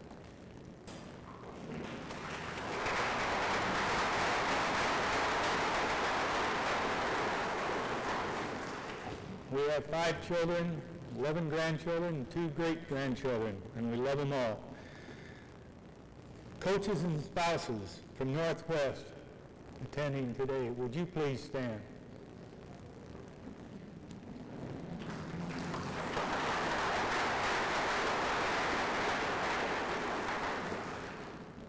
A special thanks to Charlie Rush for making those arrangements.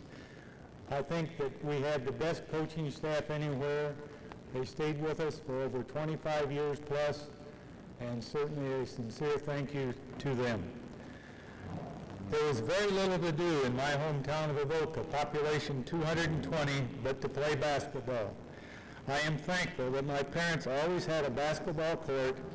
We played outside the year around. Our school gym was always open. provided you had 2 knives to get into the main door. Basketballs were always available in the gym. No one ever said we were breaking in. In fact, we were encouraged to spend our time in the gym. We had no prom, no homecoming, no school dances. You see, there were 12 boys and 1 girl in my graduating class of 1946. We played basketball. Today's induction into the Nebraska High School Sports Hall of Fame is indeed a real honor. My dream will be realized after our building is completed in Lincoln. One person does not receive an honor by himself or herself. Credit goes to my teammates at Avoca and True State. Without them feeding me the ball, I wouldn't have been able to make baskets. My biggest credit goes to my high school coach, Clara Wilbur. He was way ahead of his time, creative, innovative, a real first-class gentleman. I share my honor with him today. Also, I need to pay tribute to Coach Al Wheeler. He really was responsible for keeping all of us in line at Peru State. Thanks, Al. Both coaches have passed away, but they shall never be forgotten. My scholarship for Peru, and some of you recent graduates won't believe this, was $50 renewable. Other basketball players being honored today: Ron, Dave, Martise, Bill, Kerry. You would be shocked if the pioneers in this room today told you the condition of the gyms that we played in back in those days. Ron Kellogg, I want to personally congratulate you and salute you. You were an outstanding gentleman, a tremendous role model, and the best basketball player ever to come out of Northwest High School and maybe the state of Nebraska. Your jersey was retired along with that of Greg Olson. How many points would you have scored today if we'd had the three-point shot? Thanks to everyone for making this a very special day for Jack Hallstrom and his family.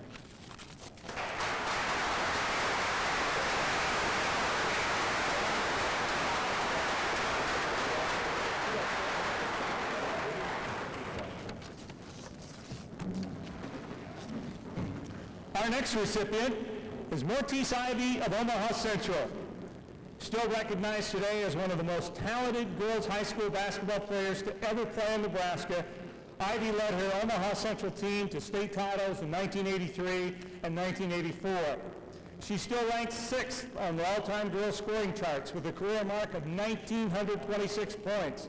She's also the Class A state tournament record holder for points in one tournament with 80, and field goals in one game with 14, and ranks 6th all-time in state tournament scoring with 175 points. She also went on to a very successful college career. Here to accept her award is Mortice Ivy.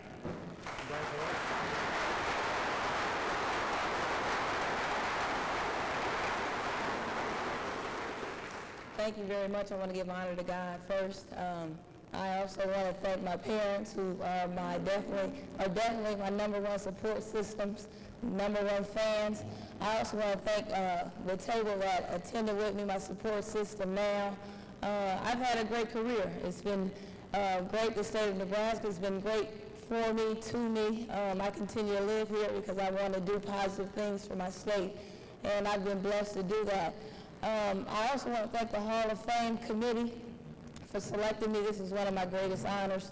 And I think sometimes as you get so many different accomplishments, you know, there's several that stand in your mind and your head, and this is one of my great honors, and I want to thank you again for that. Thanks a lot.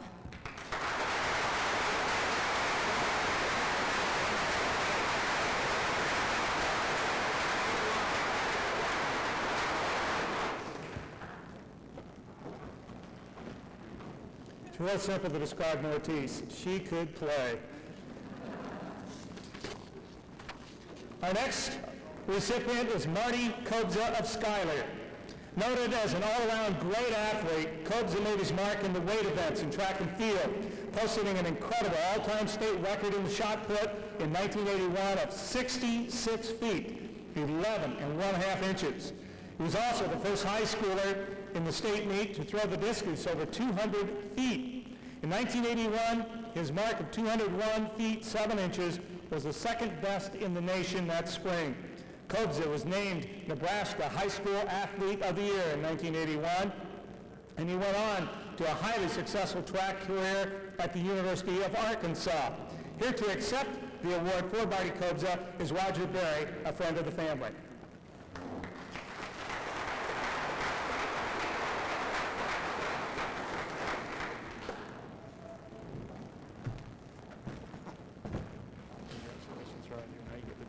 Yeah, at least I get up on the stage one time. Okay. Marty sends his regrets that he can't be here. He has quite a thriving business in Houston, Texas. He has a gym, and he's a personal trainer for quite a number of people. His parents were unable to attend because another daughter is having a baby by C-section, and they thought they ought to be there. So I said, I will do it. And he said to express his appreciation to the Hall of Fame committee and to all the people of the state of Nebraska.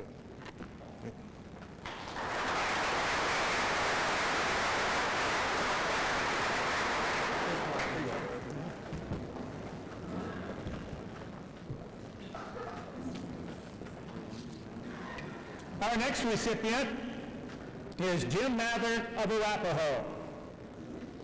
If you were to ask a trivia question about high school track in Nebraska, an appropriate one would be, whose record did Gale Sayers break when he set the incredible long jump mark of 24 feet 10 and a half inches in 1961, which, by the way, is the state's longest standing high school mark we have today? The answer would be Jim Mather. Mather's outstanding mark of 23 feet 4 and a half inches was set at the 1936 state meet and stood for years until Sayers came along. Mathers also won the Class C 220-yard dash in 1936 and starred 4 years in football and track at Arapahoe. He went on to have an outstanding track and football career at Peru State College. Here to accept his award, Jim Mather.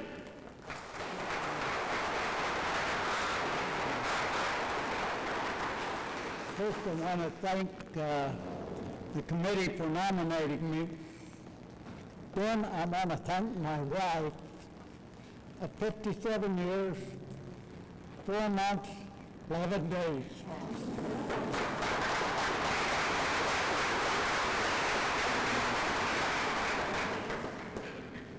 Today I have some of my family, well, most of them here with me. There's our daughter, Lynn, and her husband, Morris, from Laurel, Maryland. Then, our son, Jim, his wife, Mary, and our grandson, D.C., from Oshkosh. Then we have our daughter, Joel, her son, her husband, Phil, and we have a little grandson at home with him. Then our youngest boy, Steve, his family, daughters Kate and Emily, and our grandson, Jameson. Then we have 2 grandsons that's not here, and a great-grandson. And they asked me just something about outstanding career or something, and my high school career ended 62 years ago. I can't remember that far back.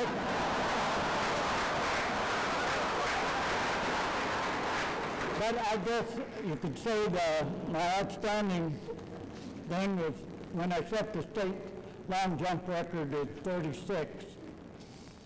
I and Bradford of Mitchell had been dueling back and forth from the time we were about sophomores in high school.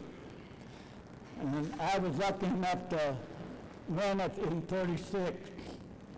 Then the most outstanding probably career I had in track was in 1940 when in Nebraska College Conference track meet, I was lucky enough to earn 5 gold medals. I won 100, the 220, the 440, the long jump, and ran on a mile relay team.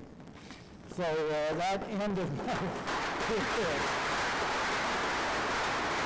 Then my wife and I were married, and I worked for a Beach Aircraft Company and was inducted into the service. I ran 3 years of track in England, and that's an experience. You run the opposite way around the track over there. And we ran a track meet in Cambridge, England, on the Cambridge University track.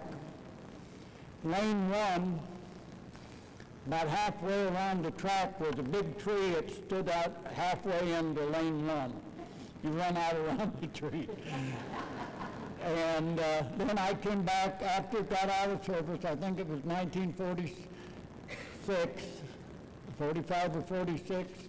I was lucky enough to win in the college conference again, the 100-yard dash. So I thank the committee and all the people that associated with the Hall of Fame. Thank you.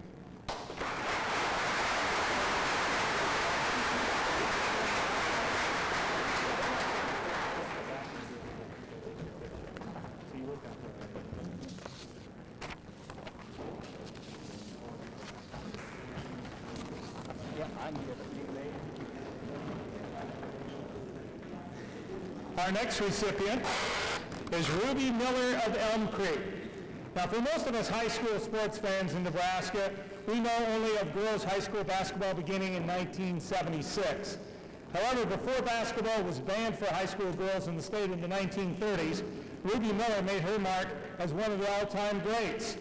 A 1927 graduate of Elm Creek, Miller had some incredible feats. She scored 80 points in a game against Miller and 70 points in a game with Riverdale. Her senior average was an astounding 38.6 points per game. Her performances drew national attention, and her Elm Creek team was invited to a national tournament in Wichita. Here to accept the award on behalf of the late Ruby Miller is her daughter, Jo Poppert.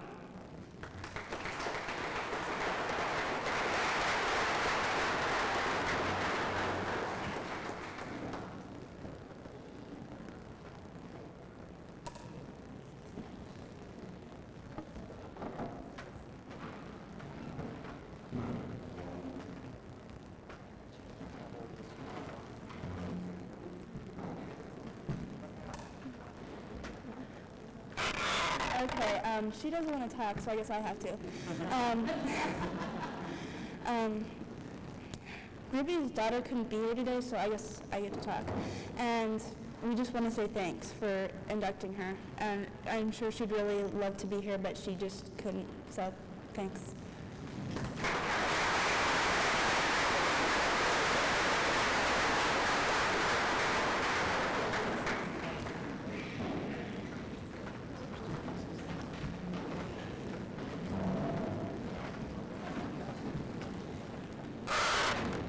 Our next recipient is Sandra Obermeyer-Harold of Aurora.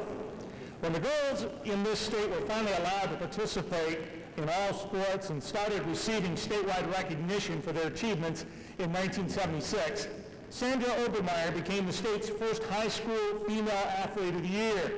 She was most notably recognized for her outstanding career in track and volleyball. Her long jump record of 19 feet 5 inches has stood over 20 years. She won 2 gold medals in the long jump and another gold in the high jump. Here to accept her award is Sandra Obermeyer-Harold.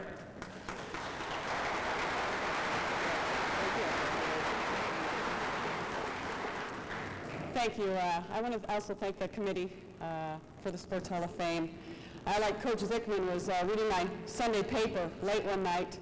I had talked to my husband, who was down at spring training at that time, and had filled him in on everything that the kids had done and opened up. In fact, there was another section of the sports page that I saw, and I thought, oh, I'm too tired, got 3 kids, I need to go to bed, but I said, oh, I'll look anyway. And opened it up, and sure enough, there was some, Martise, all right, and Carlene, one of those distance runners, those crazy distance runners. And then all of a sudden, there was this picture of 20 some years ago of someone I thought I recognized. So thank you so much. What a surprise. I'm just thankful to have had the opportunity to participate in sports. Track was started my freshman year in high school, and volleyball was started our sophomore year, and we did get basketball my senior year. And some of the fond memories are wearing the same uniform for all 4 years, for all sports. We did get, I guess, basketball uniforms, but so we were able to keep your number all the way through. Running in the girls' state track meet at Grand Island, before then it moved to North Platte at that time. And my senior year, I was coming off of mono out of the basketball season. I only got to play 2 games. And Coach Ron Bovo, who was our track coach at the time, I remember it was at the Columbus Lakeview meet, had pulled me off to the side and had said, Opie, at that time, he said, boy, your 100 times just isn't there. I said, if you don't probably lower at this meet, I'm probably going to enter you in the 400 at the next track meet. Let me tell you, that was the fastest 100 I've ever run in my career. Because our motto was, when the going gets tough, the sprinters get out, Carlene. So, and I remember those wonderful battles with Nancy Kindig Malone.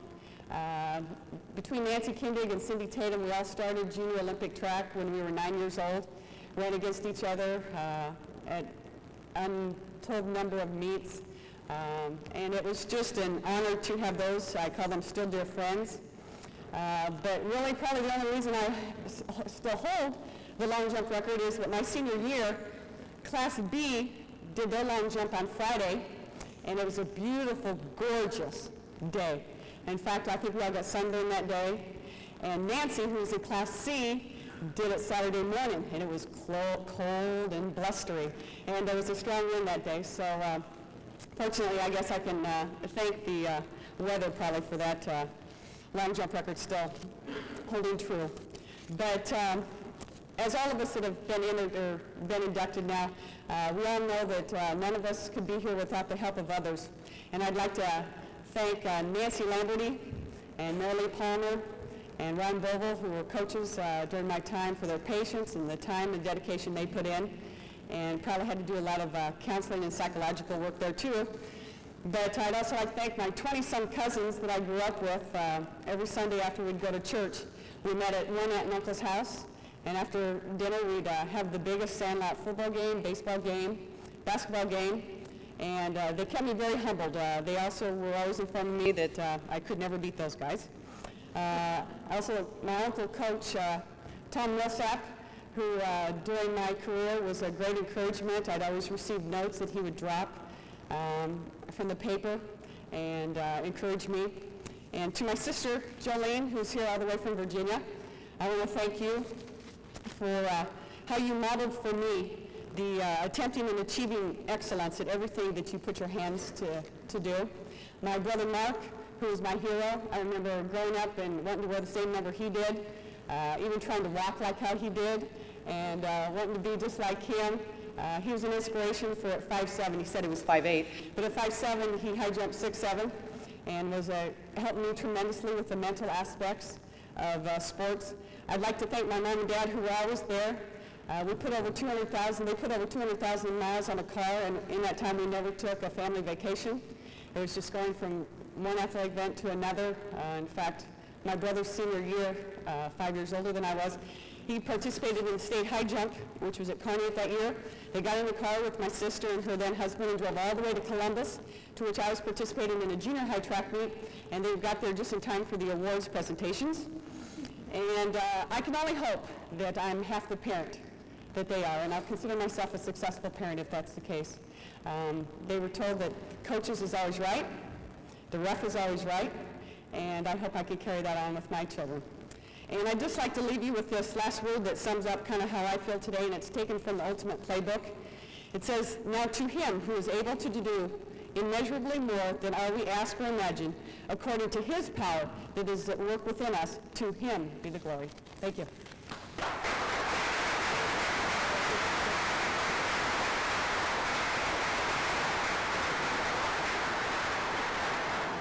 I don't want to get into the board of directors worried here. I'm going to make a slightly political statement. You see, Dwayne, I was just going to mention, every time I see someone like Sandra or Colleen come up, I think of the great strides the NSAA has made in promoting girls' sports in our state. I many times think of my high school classmates that never got the opportunity as women to compete in the state.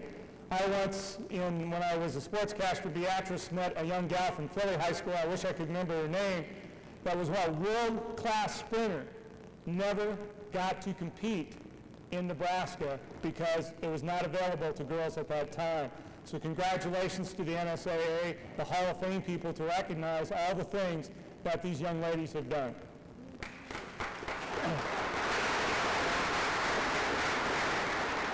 Our next recipient is John Choppy Rhodes of Ansley, a multi-sport standout from 1919 to 1922. Rhodes excelled in football, basketball, track, and baseball. As an all-stater in football, he helped lead his 1920 team to an unbeaten season. He was also a member of the basketball teams that won 2 state titles. His most notable achievement may have come in track, where he at one time held state records in the long jump, high jump, and pole vault. Rhodes went on to a successful college career in track, football, and baseball for the University of Nebraska. Here to accept the award for the late John Rhodes is family friend Lance Bristol.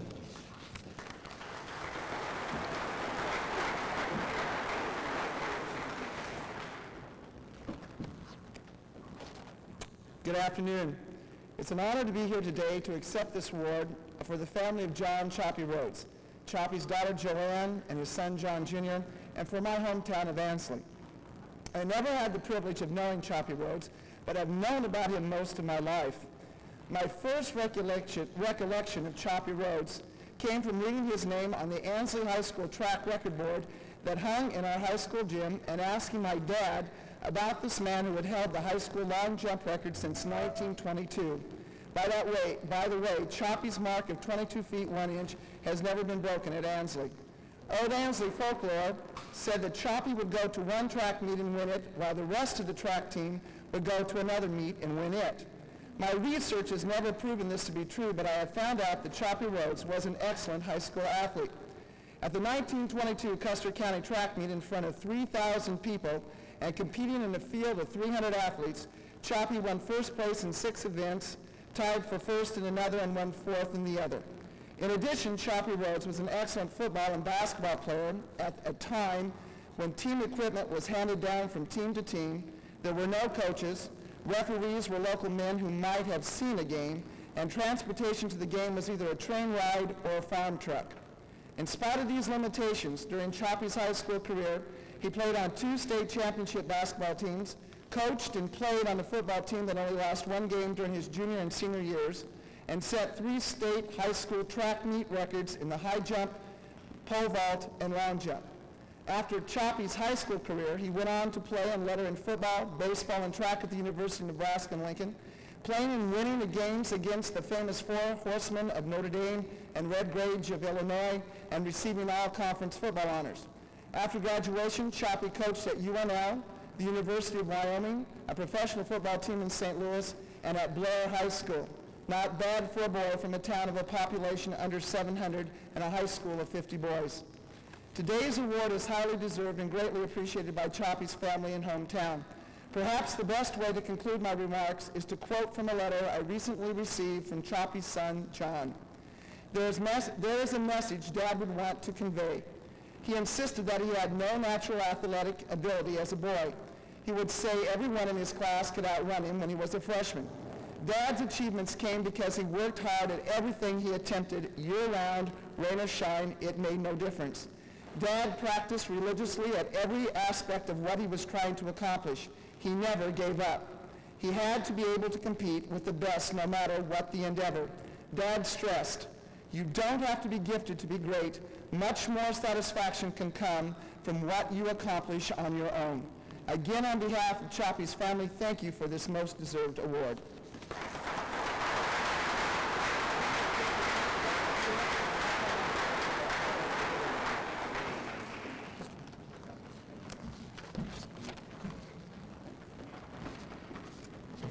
You know, most followers of boys high school basketball in this state would agree that perhaps the greatest single class of players in this state was in 1982 when the so-called Magnificent Seven made their mark.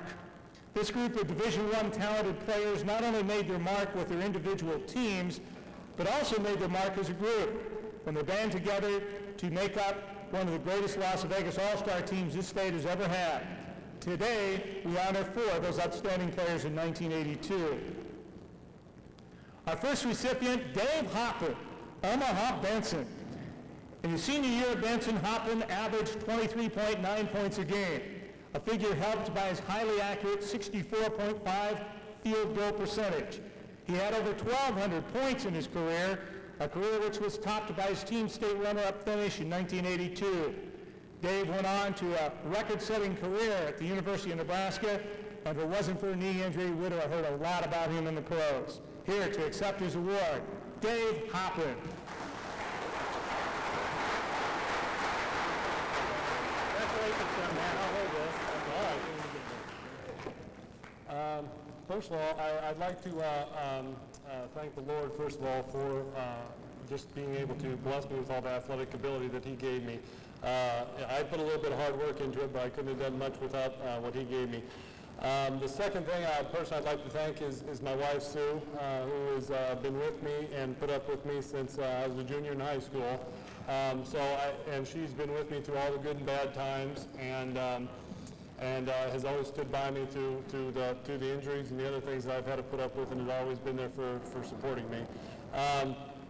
I wanted to ask Dwayne if he had a twin brother or not, because it seems like every time there was any event, anywhere, anytime, you were there. And I don't know if you could possibly do that as a human or not, but it seemed like every time we looked anywhere, you were always at the event. Is that true? No twins. The other thing, I also was very fortunate to have a lot of great coaches in my career, and the 2 high school coaches that I had, first of all, Don Canals, who coached me in my first 2 years.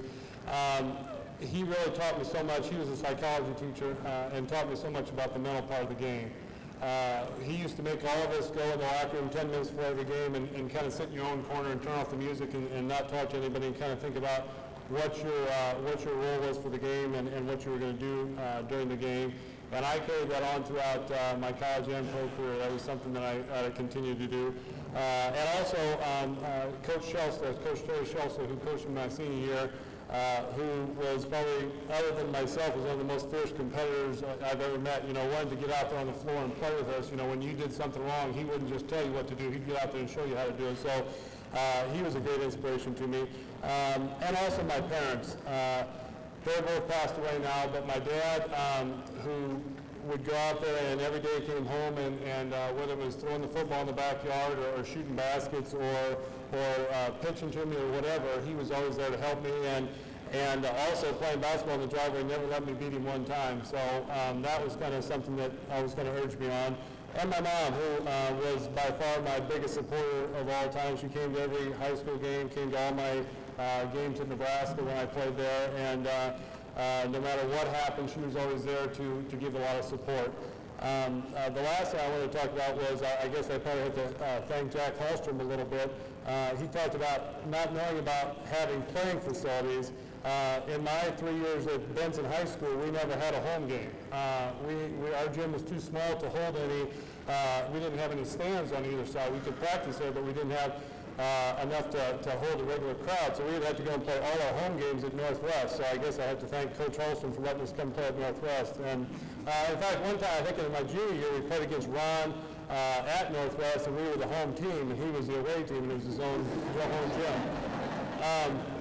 The other thing is that we talked a little bit about the other inductees today that were in my class, and I just feel very honored to have been a part of that.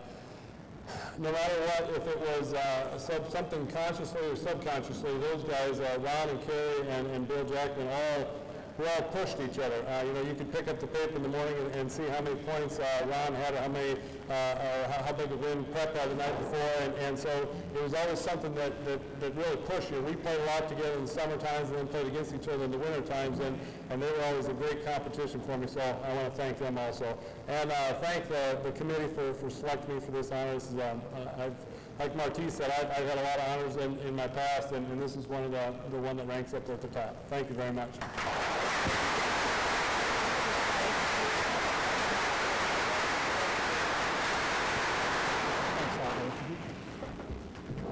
I have to tell you a quick story before I get to the next recipient. During the banquet here, right before we got started, I was standing out in the hallway, and Bill Jackman saw Ron Kellogg, and the first thing they did is hug. That kind of tells you how close this group of guys are, and Ron's shaking his head because they really care about each other. I told him I was very fortunate, and some of you probably say the same thing. I was fortunate because I got to watch him. I happened to be a time when one of the Magnificent Seven, Mike Martz of Beatrice, was playing. I was following them, and I got to know these guys from a distance quite a way, and they're very special young men. And one of those special young men is Bill Jackman of Grant. Beloved by every small-town high school boys basketball fan in the state, Jackman dominated his class like no other before him or since. He starred on the Plainsman teams that won 52 straight games and won state titles in 1981 and 1982. Jackman scored 214 points in state tournaments. That ranks him third all time, and he finished his career with 1,768 points. He was also a member, a lot of people do not realize, of the Grant football team that won 3 state titles. Jackman went on to a successful college basketball career that started at Duke and ended at the University of Nebraska. Here to accept his award, Bill Jackman.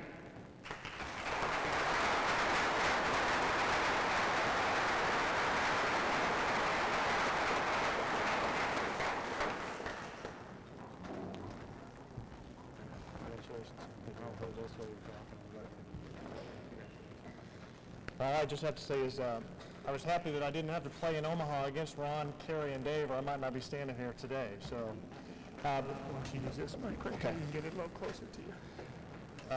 Playing basketball was a great experience for me, and it's playing in Grant at a very athletically oriented school was I learned a lot. I learned a lot about myself and about my teammates and leadership and so forth. And a lot of people I'd like to thank are sitting at our table today that I wouldn't be here without them. Doyle Denny, he and his wife Melanie, he came my senior year and coached us to a state championship, and a pretty nice way to come in your first year and win a state championship. He was pretty well liked by a lot of the Grant fans, as you can imagine. But I appreciate your dedication to the game of basketball and your commitment to Christ. It meant a lot to me.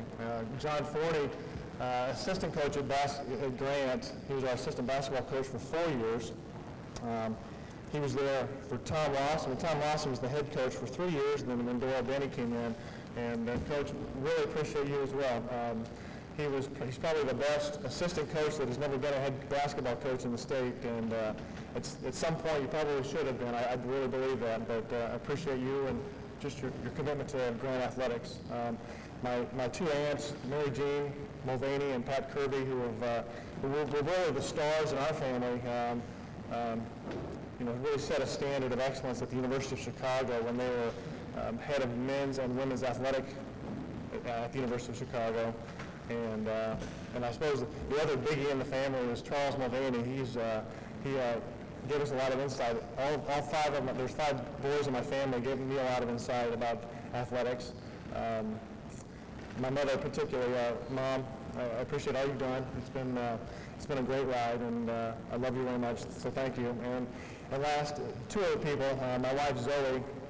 Zoe's from England, and we've been married about 4 years, and I don't think she understands what Nebraska athletics and the small town, Grant stuff's all about, but giving her a little taste today, I think she can appreciate it. But she's been a very, very great part of my life the last couple of years. And last but not least, my brother Tom, Tom's a year older than I am, and very good athlete, always inspired me on, and wouldn't let us lose. And in high school, whether it was junior high football or basketball, high school football or basketball, just wouldn't let us give up or lose or quit anything, and taught me a lot. And he's was such a strong supporter of me.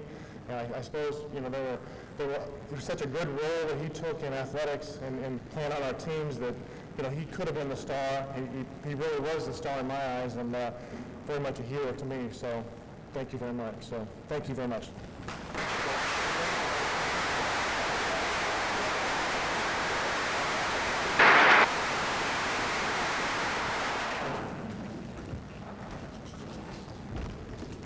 next recipient could also be on the cover of GQ magazine. Ron Kellogg of Omaha North.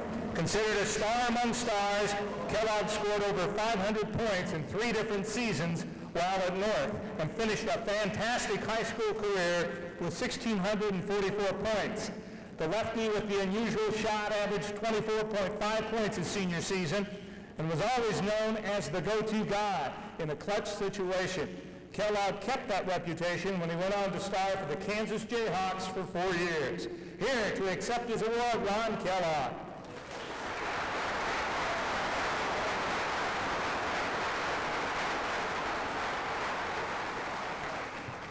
Okay, Steve, first I have to correct you.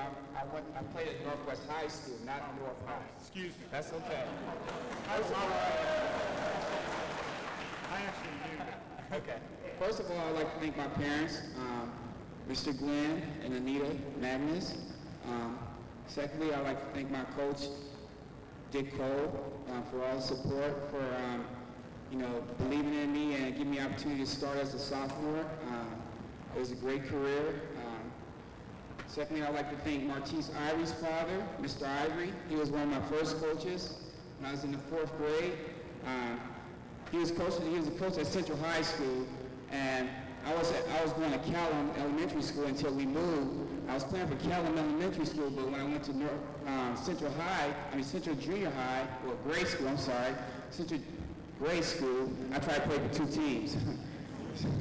I tried to play for Callum and Central, so we had to switch that around, and I went on and stayed at my school, grade school, Central, and had a chance to win a championship. And Dave Hopkins was in that league too also, so we were pretty competitive when we were in the 4th, 5th, 6th grade, even at a young age. So, and as we got older, we got even more competitive.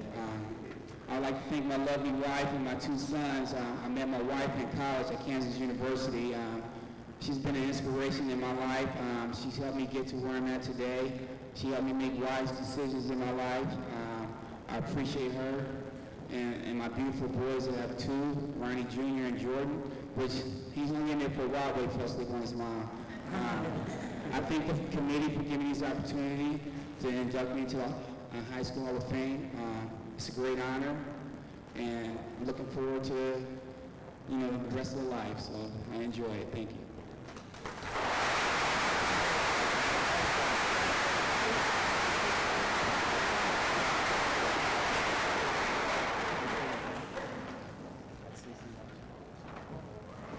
He said, "Hi, Jack." Our next inductee is Kerry Trotter of Omaha Creighton Prep. Making his mark already as a freshman, Trotter went on to become a 3-time All-Metro and 2-time All-State performer for the Junior Jays. He led his Creighton Prep team to the 1981 state title and averaged 26.8 points a game his senior season. Trotter finished his high school career with 1,672 points and went on to a successful college career at Marquette. And Kerry was hoping to be here today but couldn't make it, and we certainly are proud to have him as part of the Hall of Fame. I do also want to mention, I talked about the Magnificent Seven, and I mentioned Mike Martz of Beatrice, Vic Lazzaretti from Creighton Prep, and Jim Moore of Burke, I think were the other members. Is that correct? Make sure I got it right, Ron. The other guys that played on that Vegas team. And I just, again, that was such a great team. It'll be memories I think all us basketball fans will always remember. Our next category for the Hall of Fame are the contributors, people recognized for their contributions to Nebraska high school sports. And our first recipient is Cecil Walker of Fremont. The Nebraska High School Hall of Fame is proud to make Cecil its first selection from the officiating community. A 1935 graduate of DeWitt, Walker became a noted basketball official and eventually became the longtime supervisor of officials at the state high school tournament.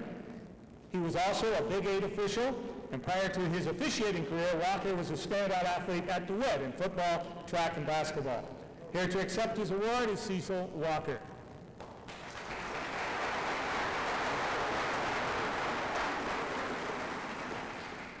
I don't believe that you can imagine receiving an honor such as this from a little old skinny town boy from DeWitt, Nebraska. I don't think that you have the background or the experience that I've had to be selected by this group, and I want to thank you very much for this, and especially being selected from an avocation that usually isn't very highly regarded. The people that I have met, the coaches that I have met, is some of the best people in the country. You see, I suppose, on TV now and so forth, of all the ranting and raving that goes on. I can't remember that we had too much of that in my time. I'm sort of like Jim Mather here. I'm searching.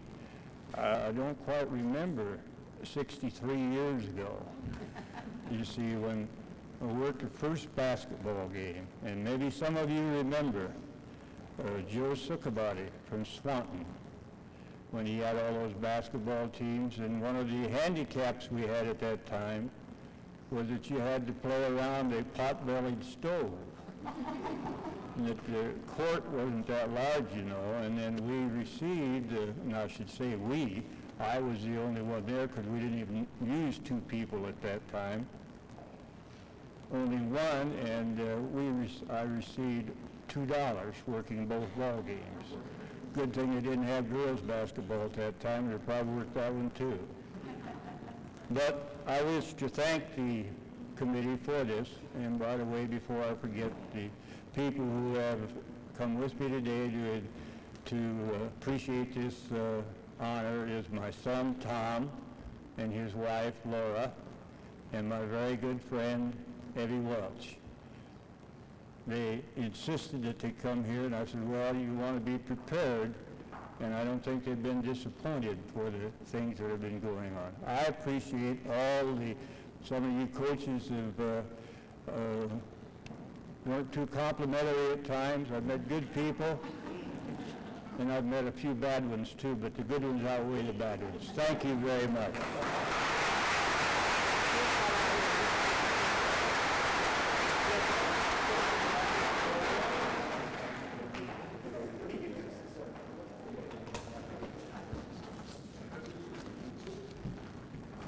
Our next recipient is Condi Sargent of Lincoln. Condi's contributions to high school sports in Nebraska spans 4 decades. First as a sports writer for both the Omaha and Lincoln newspapers, and then as a member of the executive staff of the Nebraska School Activities Association. As a writer, Condi was noted for traveling to all ends of the state, including Gering, and I threw that in there for you, and promoting high school sports through articles and state ratings. At the NSAA, Sargent has become a noted historian of Nebraska high school sports, developing and maintaining state records and state meet championship information. He has been a pioneer in assuring the preservation of much of this information. Condi has also been a champion to the media of Nebraska, of which I've been a part, providing information to radio, television, and newspaper outlets in a convenient and progressively technological manner that has made our jobs unbelievably more effective and pleasurable. He not only became known as the man with the plan, he became friends to all of us that worked with him because of his wry sense of humor and ability to deliver. Here to accept his award is Condi Sargent.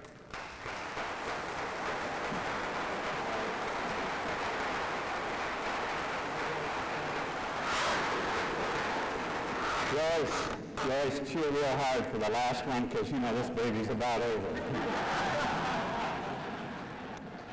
I do thank you, and I have to tell you, I feel more comfortable on the other side of the giving of this rather than the receiving. And on your way out, stop and say hi to Sue Sargent. Her kids, and I know who the real winner in our family is.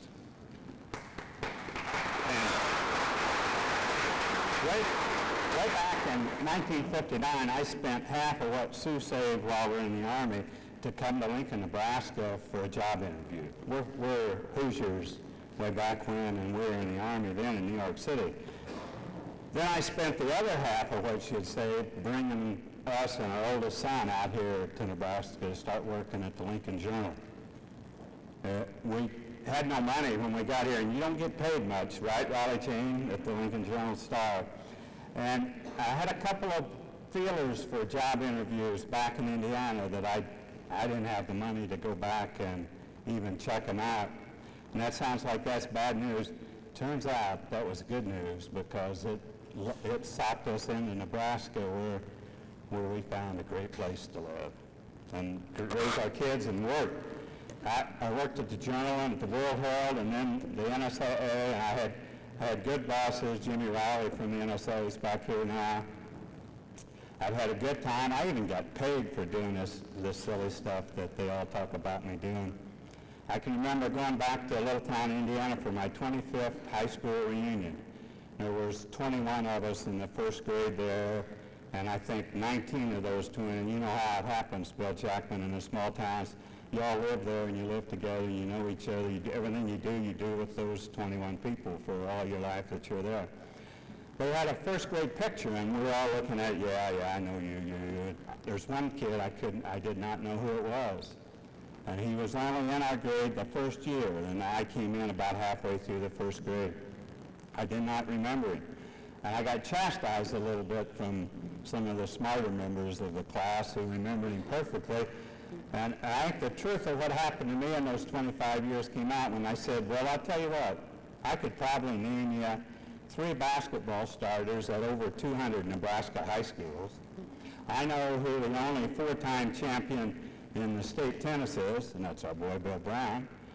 And I can tell you who the leaders are in almost every field event and track event ever run in the state. I know who's won more state championships than whatever. And it dawned on me after spitting that out that, yeah, this is really the best place that I could have ever been. Thank you very much.